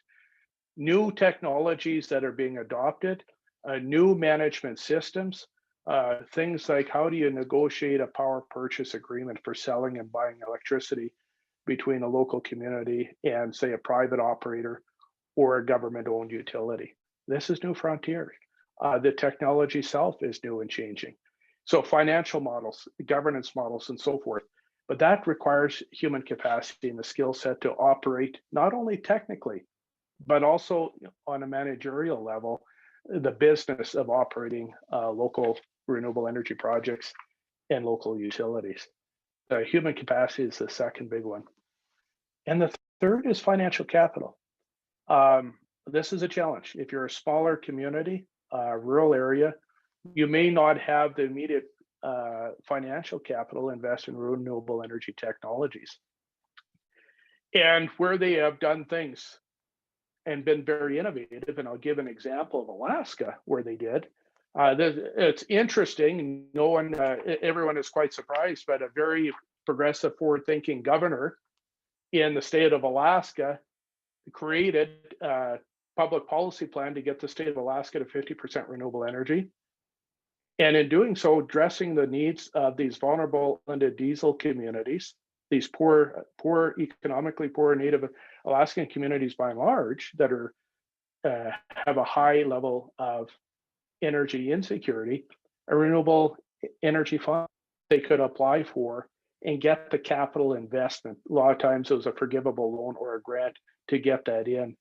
And it made a profound difference in terms of renewable energy. In fact, the state of Alaska now has the highest renewable energy penetration of any of off-diesel or off-grid and diesel communities of any jurisdiction in the world. And they did that in a very short period of time. But this shows where you can use creative and innovative policy, the social innovation, to create the financial capital, which they got from their oil fund, to enhance the energy security of Native Alaskan communities. And indeed, already there's a couple of communities that on an annualized basis have close to or have exceeded 100% of their electricity needs through renewable energy. So this can be done, and it is being done. Lessons to learn, and this is why global cooperation matters so very, very much. When we think about Canada, we use a term that's somewhat generic and used globally, but has a very particular legal meaning and policy meaning in Canada with Indigenous peoples, and that's around the term of reconciliation. So it came out of Truth and Reconciliation Commission, which looked at residential schools, and more broadly, the relationship with Canada, which has been a difficult one with Indigenous peoples. It's improved significantly and we're making progress. We have a long ways to go. But one of the new terms that's coming up is not just reconciliation in general, but looking at economic reconciliation. How do we improve the life chances of all communities, all residents, all citizens of our country, both Indigenous and non-Indigenous, for the benefit of all of us? And what's remarkable in terms of climate change, which of course is the single largest environmental challenge of our times, is the profound opportunity to achieve economic reconciliation. It's a profound opportunity to work together. Sometimes Indigenous and non-Indigenous societies have been in conflict over issues around resource development. For example, large resource projects might impinge on traditional pursuits and livelihoods and homelands of Indigenous peoples. But by working together and dealing with these kind of energy insecurity issues and partnerships, even on utility scale, done properly, provides a once in a lifetime, and in Canada, I would argue, once in the last 100 years, the most important opportunity to achieve reconciliation with Indigenous peoples. And at the same time, address energy security issues in these communities while we tackle climate change. And at the same time, provide opportunities through renewable energy to create wealth and build wealth that is sustainable and ongoing in Indigenous communities, and help address some of the economic challenges that have confronted Indigenous communities for the last 100 years. So what are some of the current pathways we're experiencing in Canada? Not all are good, not all are perfect, but we're trying our very best to get to a place. And this road here is actually an ice road. It's on one of the tributaries of the Mackenzie River that my colleague Bram Noble, co-director on our partnership grant when we were up again just before COVID, end of February, beginning of March, up in the high Arctic above the Arctic Circle. And we're looking at what's going on, working with our partner communities in terms of where they're going with renewable energy options. So I'll lay that out. Road is kind of our pathway. Where are we going in Canada? So one of the things that's happening in Canada, one model, and it's not the one I would recommend, is building utility scale, whether it's hydro facilities. There's a bit of a controversial one in northern British Columbia right now, Site C Dam, in which there has been little Indigenous engagement. And that has created a lot of controversies and political, not civil, but political conflict between a number of First Nations communities in northern British Columbia and the province of British Columbia and BC Hydro around this large scale, which is going to flood a lot of traditional land. It'll be green energy, but it comes at an environmental price. But this kind of model in Canada, these large mega scale hydroelectric facilities, is likely not going to continue much further into the future. We also see those same challenges in countries like Sweden, which is going ahead with large utility scale wind farms in northern Scandinavia, where the traditional Indigenous peoples, the Sami, reindeer herd. In that tight land use conflict, if wind turbines go up where people are herding their reindeer or where there's calving grounds going on, of course, that's a zero-sum game in terms of the use of that land space. And this is why it's so critical if we're going to challenge and be successful in the challenge of addressing climate change, that we do this well, and we do this well in partnership and through a spirit of reconciliation and through concrete steel in the ground policies around reconciliation. And can that be done? Well, the story in Canada and elsewhere, yes, it can, including at the utility scale. And what you have seen is moving away from the state or government knows best and a limited consultation with communities to doing something very different. It's actually empowering local communities and having opportunities where Indigenous communities can be 100% owners or have an equity stake in energy projects, and deciding where they're going and how their communities could get employment and other benefits and wealth generation coming out of utility scale. This is what economic reconciliation can look like by addressing SDG 7 in a meaningful way and in partnership. So on the left-hand side, it's a winter condition, and this is the Wate project in Northern Ontario. You had a number of First Nations communities. There's roughly 20 communities in Northern Ontario in this particular area that were all isolated electrically. And there were some here's the fascinating part of the story. There are 5 non-Indigenous communities that also had very poor power service in an outdated, out of date, not a very reliable transmission line. Well, the First Nation is owning and building in partnership with a construction company, Ballard, but they are going to be 100% owners of this transmission line. It will be the first Indigenous owned transmission line worth over $1 billion Canadian dollars. And it's going to save literally hundreds of millions of dollars over, in fact, that's the actual capital cost of the project in terms of diesel that's going to be coming in. So replacing what would be fossil fuel with transmission lines connected to clean energy, owned 100% by the Indigenous communities that are on that line, and incorporating their neighbors into this transmission line from non-Indigenous communities. This is what the future of economic reconciliation can look like. It's going to look like that in Canada, the United States. It could look like that in the Philippines, Sweden, Norway, Russia, and other places. Important lessons that we can do better and we can succeed in doing better. On the right-hand side, you'll see a green feather with a lightning bolt through it, and that's the symbol for First Nations Power Authority. Roughly a decade ago, the leader, Grand Chief of the Federation of Sovereign Indigenous Nations of Saskatchewan, and the Premier of the province got together and said, there's an energy transition going forward.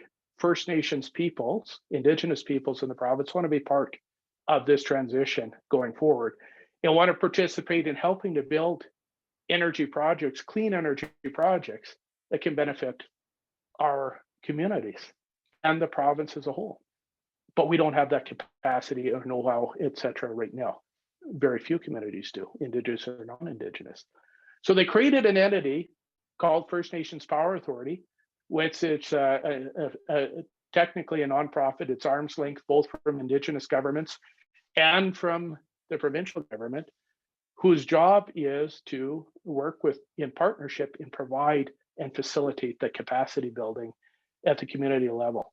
And now we are seeing one after another, slowly but surely, utility scale solar energy projects coming in Saskatchewan and in other provinces that First Nations Power Authority is able to facilitate and make happen.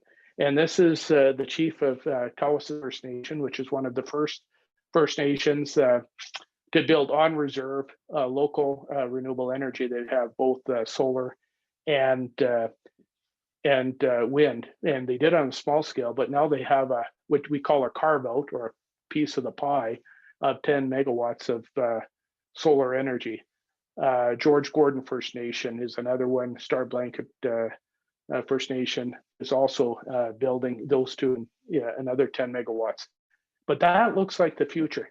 That you can build utility scale to address climate change and do it in partnership and achieve economic reconciliation. What about dealing with community needs? And we're seeing these occurring as well. Other resources, if you're in the boreal forest zone, we're starting to see an increase in biomass. And this can, with newer technologies and biomass, depending on fuel stocks, you can actually, there's the gasification process, which runs the engines that produce, obviously, generates the electricity. And that one is, biomass is a really good source for a number of reasons. Unlike wind, unlike solar, which is intermittent sources of power, biomass is dispatchable. You can run it 24/7, 24 hours a day, 7 days a week. And it also creates a lot of jobs. And it can also help in other complementary industries that I'll talk about in a bit. So this is an example in Fort Ware, the site in northern BC, where that First Nation has the combined heat and power, producing both thermal energy for heating as well as electricity at the community level, and employing a number of people in biomass harvesting to operating. This creates employment that is sustainable, predictable. And this is quite different than the opportunities in the resource sector, whether it's oil or mining it, or even forestry for that matter, which is hostage to global markets. Prices go up and down, booms and busts. Not with utilities like electricity. And the other opportunity, when I come back to things like financing for local scale projects, especially if they are able to sell excess electricity to a utility, they're bankable. You can have a power purchase agreement. It's not uncommon for 25, 30 years. If you have a power purchase agreement where you can sell electricity to a utility, and you know predictably what those prices are going to be for the next 25, 30 years, putting in factors like in inflation multipliers, banks can count on that. It's easier to get those financed. And an equity stake in a community renewable energy project, or even those other utility scale, say at a 10 meg, even larger, is actually achievable compared to the billions that sometimes need to be invested in opening a mine. So this is going to actually level the playing field, the opportunity, and community scale, Indigenous driven models of energy ownership are happening. The other thing is, if you control your own energy, you control the backbone of your own local economic development. So energy sovereignty is going to lead to greater autonomy and decision making, and controlling the fate of a community by the community. These are profoundly exciting times.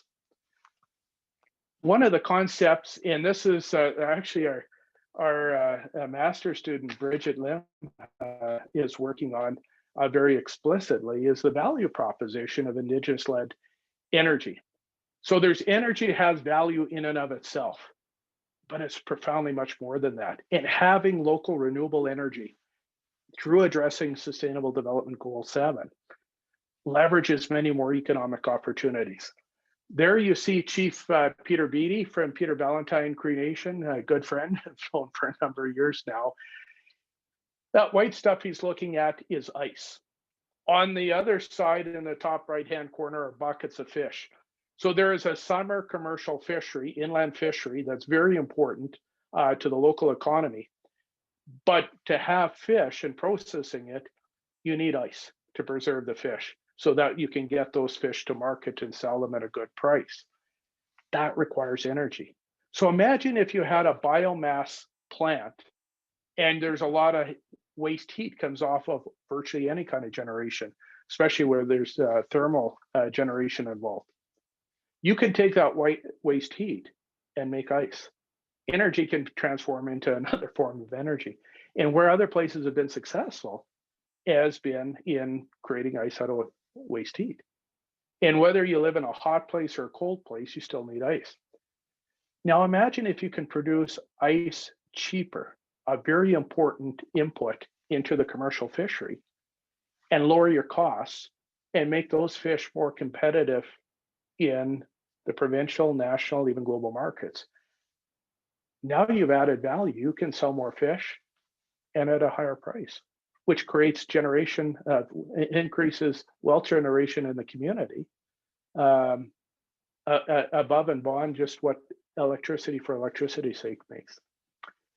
You see in the bottom left-hand corner, forestry, making dimensional lumber for construction and building.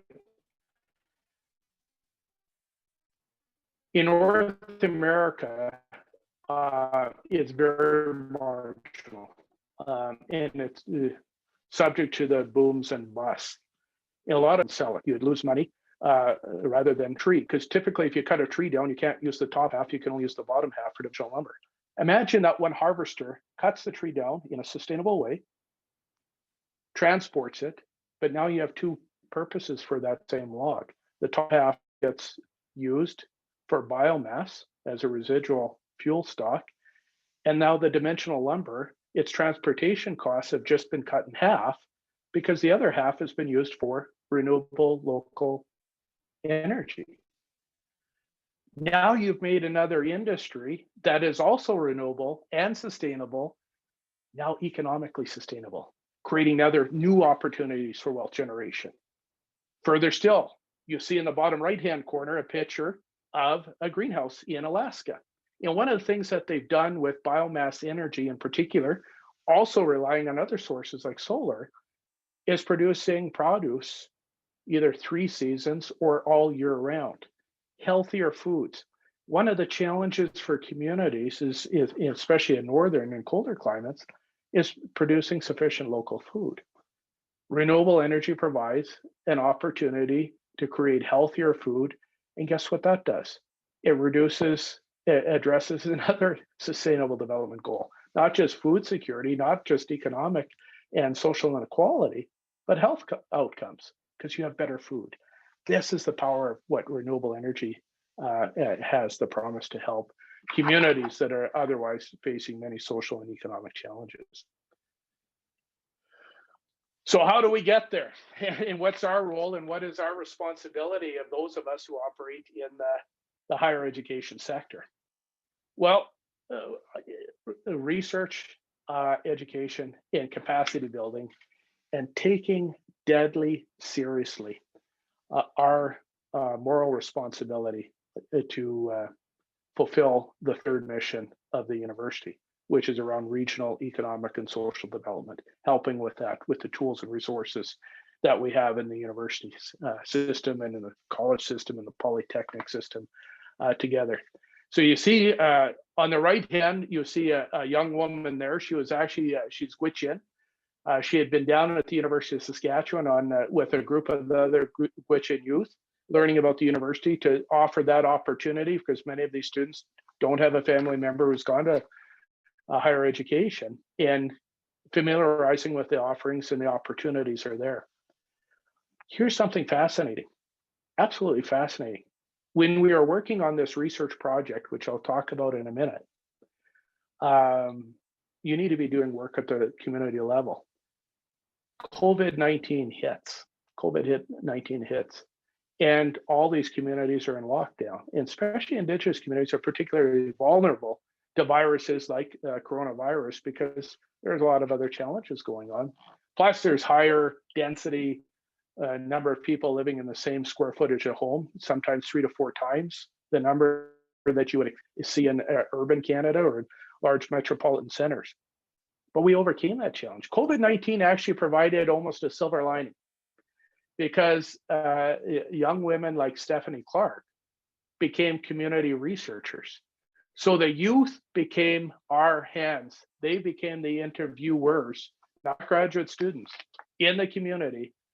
And through that, the community is taking even a stronger role and ownership of the research in their own community, about their community, and increasing energy literacy to help facilitate this transition, energy transition, including renewable energy in these communities. And so we're able to overcome these kind of challenges. And now I'm going to talk a little bit about our CASES partnership grant that was mentioned earlier, the Community Appropriate Sustainable Energy Security. Mentioned before, we actually have 17 communities now across Norway, Sweden, Alaska, and Canada. Almost all, there's a couple of that are not Indigenous. Most of them are Indigenous communities. But we actually took a very important approach, and it's building together right from the get-go with Indigenous partners, but not only Indigenous, utility partners, but not only utilities, industry partners like engineering companies, but not only those, also NGOs and other higher education institutions. And it's a fundamental belief that you need a multi-sectoral approach and interdisciplinary approach that Magna talked about earlier to tackle these issues. And honestly, if you're going to get to a destination in a boat, you need many people who can row. And we got to row in the same direction. So it's not a single sectoral approach. We very deliberately, by design, built it around partnerships with the communities from ground up and industry and utility partners, so that we can share in understanding the problems that we face, but also the opportunities and how we can get there together. So that was a fundamental design in the process that we took on. In why cases? Well, one of the things that was immediately identified communities when we were meeting and discussing how we would work up a project like this is the need for tools to assist communities in energy planning and transition. Figuring out ways, which I just talked about creating and enhancing the value for northern communities. How can you maximize wealth generation? Long-term capacity. What's the best way to build long-term capacity? And something else that I mentioned earlier, about sharing success stories, sharing the solution. Some communities are ahead in one area, some in others, but we can lower those transaction costs and accelerate the transition and implementation of renewable energy in remote, rural, and Indigenous communities if we share those lessons. As my colleague Gwen Holdman would say from Alaska, they spent millions of dollars making mistakes. Learn from their millions of dollars, don't repeat them. And that's the advantage, the power of sharing and working together. And in the end, if we're able to achieve that, what communities want is energy sovereignty. The ability to determine for their own communities what their social and economic futures might look like, and seeing energy as a critical piece to all of that. So our project is 7 years. It's divided 50-50. It's not like a traditional research, which would be all exclusively on research. It's half of it, a critical half, where we're building, understanding energy profiles. How is energy used? What are the challenges? What are the costs, and so on? What is the policy environment? What are the energy futures? What could things look like? Doing energy assessments and borrowing from international best practices globally to understand what might be the better options to consider for achieving energy security. But the way we're going to do this is working with communities. One of the things that we're doing in this is actually building sister communities. So whether it's an Indigenous community that has a combined heat and power plant, say in Alaska, working with one, say in Northern Saskatchewan, that aspires to build that. And so it's communities teaching communities. So we made sure we built in funding into this project so those communities could talk one to another, so utilities could meet and talk one to another. And we saw that as deadly important. But also this notion of storytelling we thought was important. Building an energy gateway, lack of information is a critical one to be able to share that. And then to build tool cases to help with energy, community energy planning.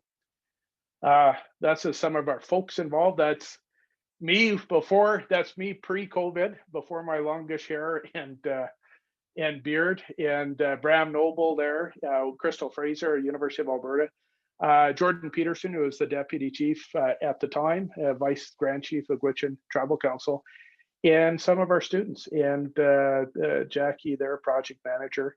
So if you're working with us, you'll end up working with Bram and Jackie and others. And 3 of our students, Sarah, who's in the Yukon, Reese McMaster, who's Indigenous from Alberta, now living in Saskatchewan. And of course, somebody you all should be very proud of, Bridget Lynn, right here where you guys are, in the Philippines. So the impact, I think I've chatted a little bit about each of those factors is what we're hoping to achieve. And that's our partners. You know, I did not tell a lie. We have a lot of industry partners, utility partners, First Nations, Indigenous partners from all 4, as well as our academic partners. That's part of it. The other part that community said is they wanted capacity building that made sense. And how we went about this is this. So I'm shifting gears to this program the School Environment has, is Masters in Energy Security. And this one here, again, this is a huge advantage when COVID-19 came, because we're almost pandemic proof in the way we built the program, because we built it from the get-go, assuming that the people who want this kind of training and capacity, a master's degree, basically like a master's in businessmen for managing renewable energy systems, or a master's in public administration in managing energy projects and so forth. To do that, you have to assume somebody living 2,000 kilometers away from Saskatoon in the high Arctic, or in the interior, north interior of Ontario, or in Manitoba, or where else, or globally. Could be Alaska, could be the Philippines, it could be southern Chile. They're not going to leave their families or their jobs for a couple of years to do a degree. So you got to take the university to them. The other thing we did is, rather than taking the approach university knows best, we showed up in the communities and with the utilities with our secret weapon, a blank piece of paper. And we said, we're making no presumptions. What is it that you think we need to teach in a program together, so that people could get the skills that they need to be successful in leading community energy planning and the implementation of renewable energy projects? And that's exactly what we did. The remarkable thing, which I didn't expect, whether it was a First Nation or Indigenous organization working in the energy sector, whether it was a utility, whether it was an engineering company in development, they all said almost the same thing. And we've worked that around. We did that across about 7 provinces in Canada, across the United States. We at Dartmouth College in the United States, with people from MIT at the United States, vetted our program going through it. So we had this well worked over, but it came from them, not from us. And that's where we think we're going to be successful, we hope, in the type of program that's going to be delivered, assuming the person who is taking that program is a mom with kids with a full-time job. How do you deliver a program so that it can be successful, so that she can be successful? And as you see, the mission and to empower a network, and this is a critical thing, teams for life. We're building a network that's going to last a lifetime, so that when there's problems in your community, you can pick up a phone or send an email to a colleague who may be thousands of kilometers away, another part of the world. How do you solve this problem? What did you learn? I need some help here. So we want to build a network that lasts a lifetime through this energy security program. And this is fundamental to what we are doing. With a focus, climate change, energy security, sustainability, remote communities. That's the core focus of what we're tackling. And what are some of the skills? So you can see the potential for the communities, not all students, of course, from these communities, we're just starting off here. But you're going to come out of this with some profound skills in community energy planning, a basic understanding around renewable energy technologies without having to be an engineer to understand the fundamentals. Project management, finance. How do you negotiate? Negotiations is so urgently critical, whether you're negotiating with vendors or you're negotiating with a government authority or a utility around power purchase agreements. The ability to negotiate is so profound. So we actually have professional negotiations, experiential learning with professional negotiation classes for our students. Governance, the regulatory environment that renewable energy is going to be deployed. Absolutely critical to understand that governance and regulatory environment. So those are the kind of things students will get out of the program. Post-COVID, we're hoping that there'll be opportunities, of course, once or a couple of times throughout. It's offered over 2 years rather than 1. So it can be taken part-time successfully by that mom who has kids who's working full-time. That's our model student. So we've built the program entirely around her needs. And so anyone who's taking it would take it over a 2-year period. Oh, time for action. So when do we got to act? We got to act now. That little girl there you see in the picture is actually my granddaughter, who is up in northern Sweden. Actually, it's that's from Marrakesh COP22. So I'm indoctrinating her right off the get-go. But if we all act together, in my view, we can all win. And of course, Manny Pacquiao is actually very famous in Canada. Everyone loves Manny Pacquiao, of course. It's but he's got the right attitude and that the skills and the tenacity, and that we got to have that as well. And if we do, we can successfully fight climate change, just like Manny Pacquiao does in the ring. So here's an invitation, dear colleagues, to collaborate. Most immediately, we actually have funding for a master's student right now, for a PhD student, and a postdoctoral student who has some economics background. It could be, as long as they've got economics background and they're interested in working on the issue of renewable energy and how to build wealth generation, please send them. If you've got an undergrad student, that's fantastic. That would love to come to Canada, and ideally post-COVID. If not, we can start off learning online, just like Bridget is. We'd love to invite that invitation. Same thing for a doctoral student, same thing for a postdoc. And we hope there's going to be opportunities for us to send our students, of course, in a post-COVID world, to the Philippines to learn some of the things that are going on in the Philippines. And I know that from a previous conference, there's amazing stuff going on. Masters of Energy or Sustainability Energy Security, please, students, anybody from Philippines, please come on board. Love to have you. And University research collaborations, we want to build those too. This is very important to our province. It's a growing Filipino population as well in our province. It's deep, profound, and we want to build that between our countries. So we invite that. Please, we very keen to work with the Philippines. And finally, salamat and salamat po. Thank you, Dr. Peltzer, for that very informative presentation on the extensive work you have done thus far.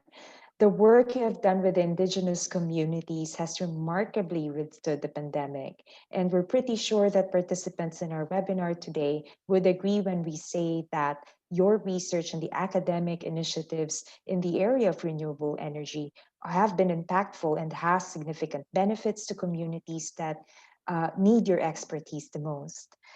Thank you for sharing valuable information on the work that USask has done, aligned with SDG 7 and 17 through the research and development work that you've done, even during the disruptive period that we are in.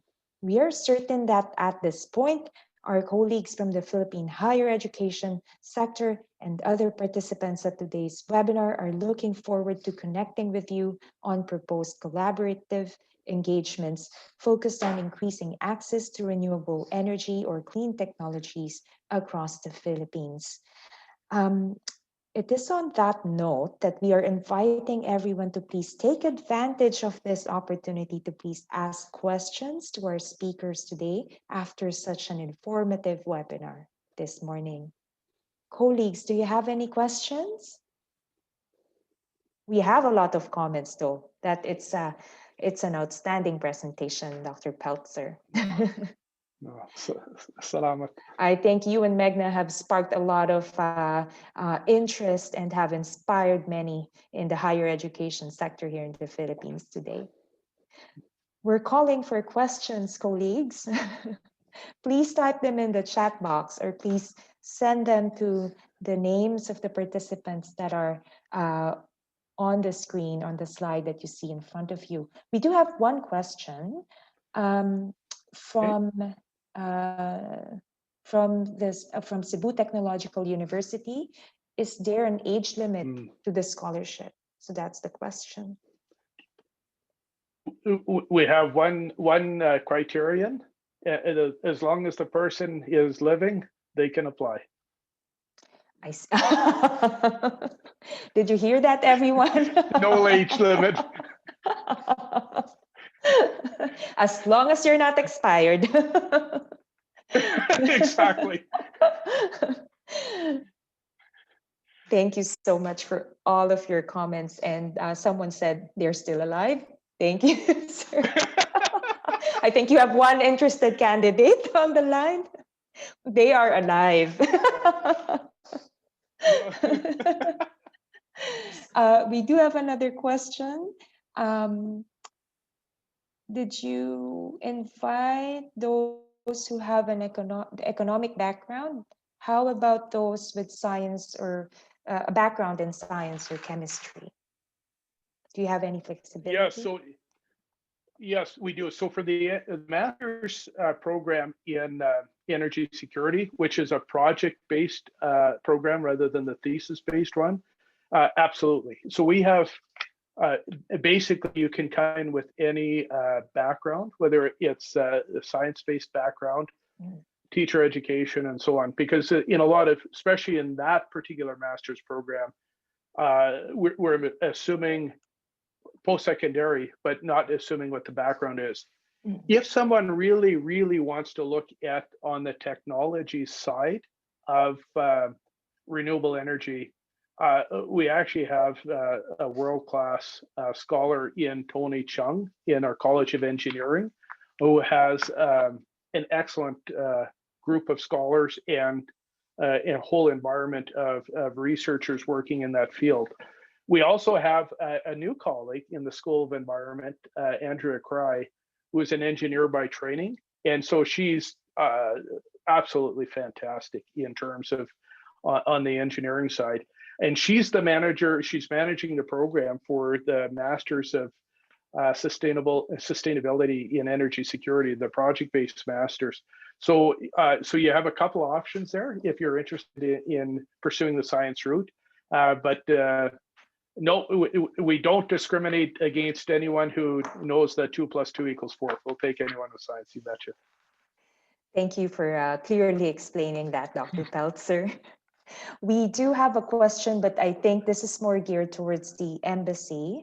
I have noticed that schools and departments are developed and organized according to needs, national and global, addressing interdisciplinary significant problems as opposed to fields of expertise. When has this started in Canadian universities such as USask? From generally speaking, Canadian universities have been engaged in this nature of engagement with international collaborators for many years. But perhaps we could focus today on USask. Dr. Peltzer and Megna, Sure. would you like to respond to that question? Sure, I'll very quickly, and Megna could give probably a much broader and in-depth answer than I will. But I'll say this: we have both very strong disciplines, like classical disciplines of in engineering, law, physics, chemistry, and so on. But along with it, we also have very strong and rich interdisciplinary programs. And you see that in a place like the School of Environment, for example, where we think we're doing some tremendous work. And our colleagues who do work in water research and Carson Lieber at Toxicology Center has actually been a global leader in that field. So I wouldn't say we're just interdisciplinary, even though we're very strong in that and have been doing it for quite some time.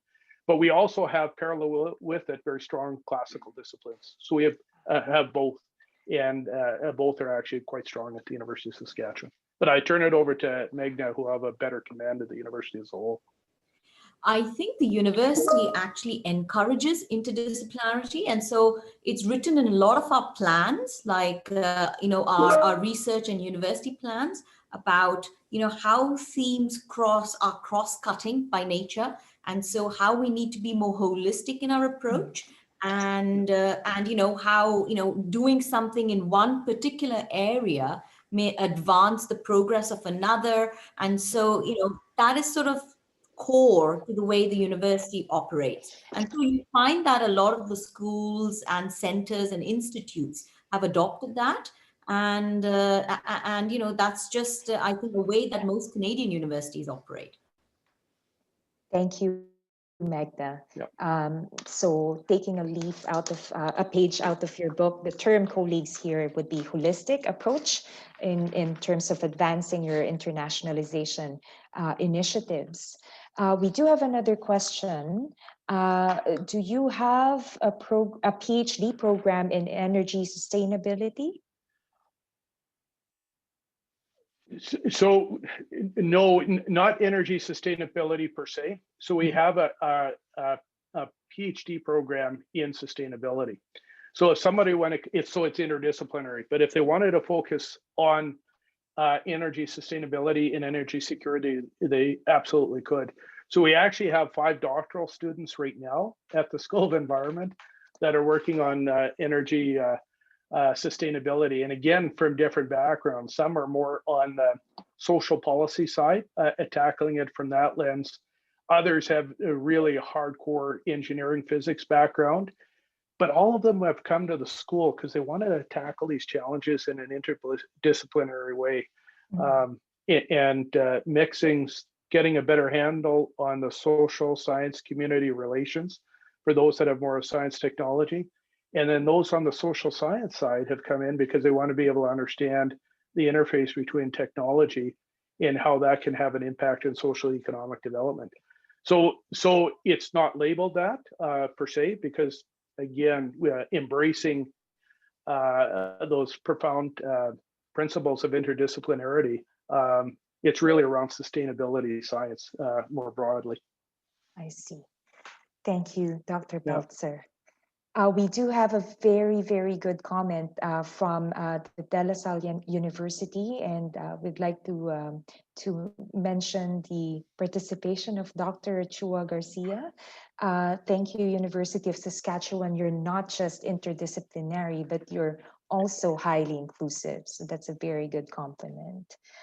There is a question, but I think this is more for Meghna. And I'm not sure if we have the answer today. Has Canada already rolled out our COVID-19 vaccination program? And maybe know if the vaccines are being developed at USask. So I think there has to be a government response to that. So, But it's yes, yes. Angel, I'd say that, yeah, the vaccination program has started, but the one that the government of Canada has rolled out is primarily for, healthcare workers and people working in care homes. The last time I checked the news, and I may get these numbers wrong, so don't count me on this. I think there was something like in Saskatchewan, there was like 6,000 or something like that, and they're waiting for more vaccines. But specifically in regards to VIDO, they are sort of going to start doing human clinical trials, and Yes. I guess we'll watch the space to see how that happens and how that rolls out. Fingers Yes. crossed. Thank you, Meghna. Meghna, would you mind just sharing with everyone what VIDO is? Because that's actually a global institution at the University of Saskatchewan. Yeah, so it's Vaccine and Infectious Disease Organization. So it was mentioned in the slide, in the presentation slides, and they have been like pioneering vaccine development and loads of infectious areas. So they've been looking at, for example, TB. They've been working on the concept of One Health. They are leaders in One Health, as Angel has visited them several times. Yes. And now they're trying to become a vaccine manufacturing facility. So they are sort of almost like the spot for vaccine research for all of Canada. And I have to say that recently the federal government gave them something like $19 million, I believe, to kind of help with the whole COVID pandemic. And so a lot of their focus is right now just COVID. Thank you, Meghna. I do remember that VIDO Intervac has the highest security clearance, I think BSL-3 in North America. There's another one in the US, but in Canada, it has the highest security clearance. Do we have other questions from our dear audience? Last call. No, I'm just excited. I'm just excited. One of your colleagues is Lorraine at a couple of economics grads to ask them to apply. That'd be wonderful. Absolutely wonderful. We do have another expert on agri-waste that had responded in the chat as well, Dr. Bell. Yes, exactly. Yes, and it was that the one I may have lost it. Is that around the gasification? Yes, that's right. Yes, I know this. Oh, we've got to connect because we have a person actually in engineering we could actually facilitate that contact. Because he's actually doing work in terms of biomass and gasification of agro wastes. So that research is going on. That'd be in chemical engineering, but we actually have a couple. In fact, we actually use one of the thinking is from the Philippines. We actually have one of our professors actually from the Philippines who's working in this field. We've got to do a connection there because we actually have some real strength in this area. Very well noted. Thank you, Dr. Peltzer. So I can send the contacts to you, Angel? Yes, Sorry? please. Yes, please, Dr. Okay, Peltzer. And we do have a few reminders before we end today's webinar, but we'd like to take this opportunity to do a last call for questions. One last question? None? Okay. So if there are no other questions, perhaps we may want to invite Dr. Peltzer or Magna to say a few words before we end today's webinar. Do you have any final messages for our colleagues from the higher education sector here in the Philippines that have joined us today? Greg, I'm going to go first. Okay, you bet. No, it's Angel, to you, to the embassy, to Chet, to everyone involved. I cannot thank you all so profoundly, and especially everyone who participated and took time out of their busy days to talk to some colleagues across the Pacific Ocean.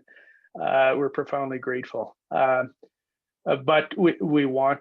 Here's one message: we want to work with you. We want your students to come to us. We want our students to go to you. And we got some big challenges in this world that have very common interests, and we want to work with the Philippines. Know that today. So we're reaching out a hand. So and I can see from the comments, the very kind and warm comments, we're very hopeful we'll have the hand extended back to us as well. So thank you. Well said. Thank you, Dr. Peltzer. What about you, Magna? Well, you know, Angel, from the past that we have been very interested in working with the Philippines as an institution. We see great opportunities, we see common areas of interest, and we see the opportunity to address challenges together. I think, collaboration is key to making a better world. And so why not pool our expertise, our research experience, and sort of bring that to the table so we can have a good, open, honest discussion on how we can possibly move forward. So looking forward to working with you all. And like Angel had mentioned, if you have any requests to partner and collaborate, please send it to the international.office at usas.ca, and we will then sort of convene the right partners and researchers and directors of the various institutes to have an open, honest conversation, and we will be in touch with you all. Thank you so much again. Thank you, Magna. So on that note, everyone, we would like to thank our esteemed colleagues from the University of Saskatchewan, Dr. Karsten Lieber, Dr. Magna Ramaswamy, Dr. Greg Peltzer, for taking as much time this evening to share USask's strengths and its intention, genuine intention, to impart its expertise in renewable energy to colleagues on the other side of the globe, specifically the Philippines. We encourage our Philippine higher education institutions to please take advantage of this opportunity to explore possible models of engagement with the University of Saskatchewan and to participate in their upcoming PAW conference, or People Around the World conference. If you are unable to join all throughout the conference, the university will send a recording of the sessions to all registrants of the conference. And as Magna has mentioned, please send your partnership requests. Be specific in your email, please, so that we know how to go about addressing your request. And please copy us, the embassy, as well, so that we could work together with the University of Saskatchewan in forging these alliances together. And just before we conclude today's session, we invite everyone to please complete our post-webinar survey, which will be provided or posted by the Commission on Higher Education in our chat box. Please click on the link that we have just sent to you. There, Miss Elma of CHED has just sent us that. And it is on this note that we again sincerely thank everyone for joining today's webinar. Have a great weekend, everyone. Thank you to all of you. You too. Thank you. Bye-bye. Thank you, Greg. Thank you, Magna. Yeah. Bye. Yeah. Bye, everyone. Bye-bye. Good night.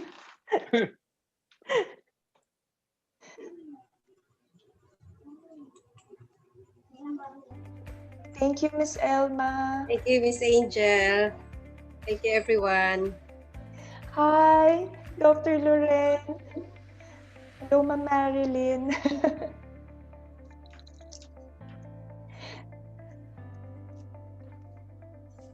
Have a great weekend, everyone. Thank you for participating, and we can't wait to have you again in our next webinar.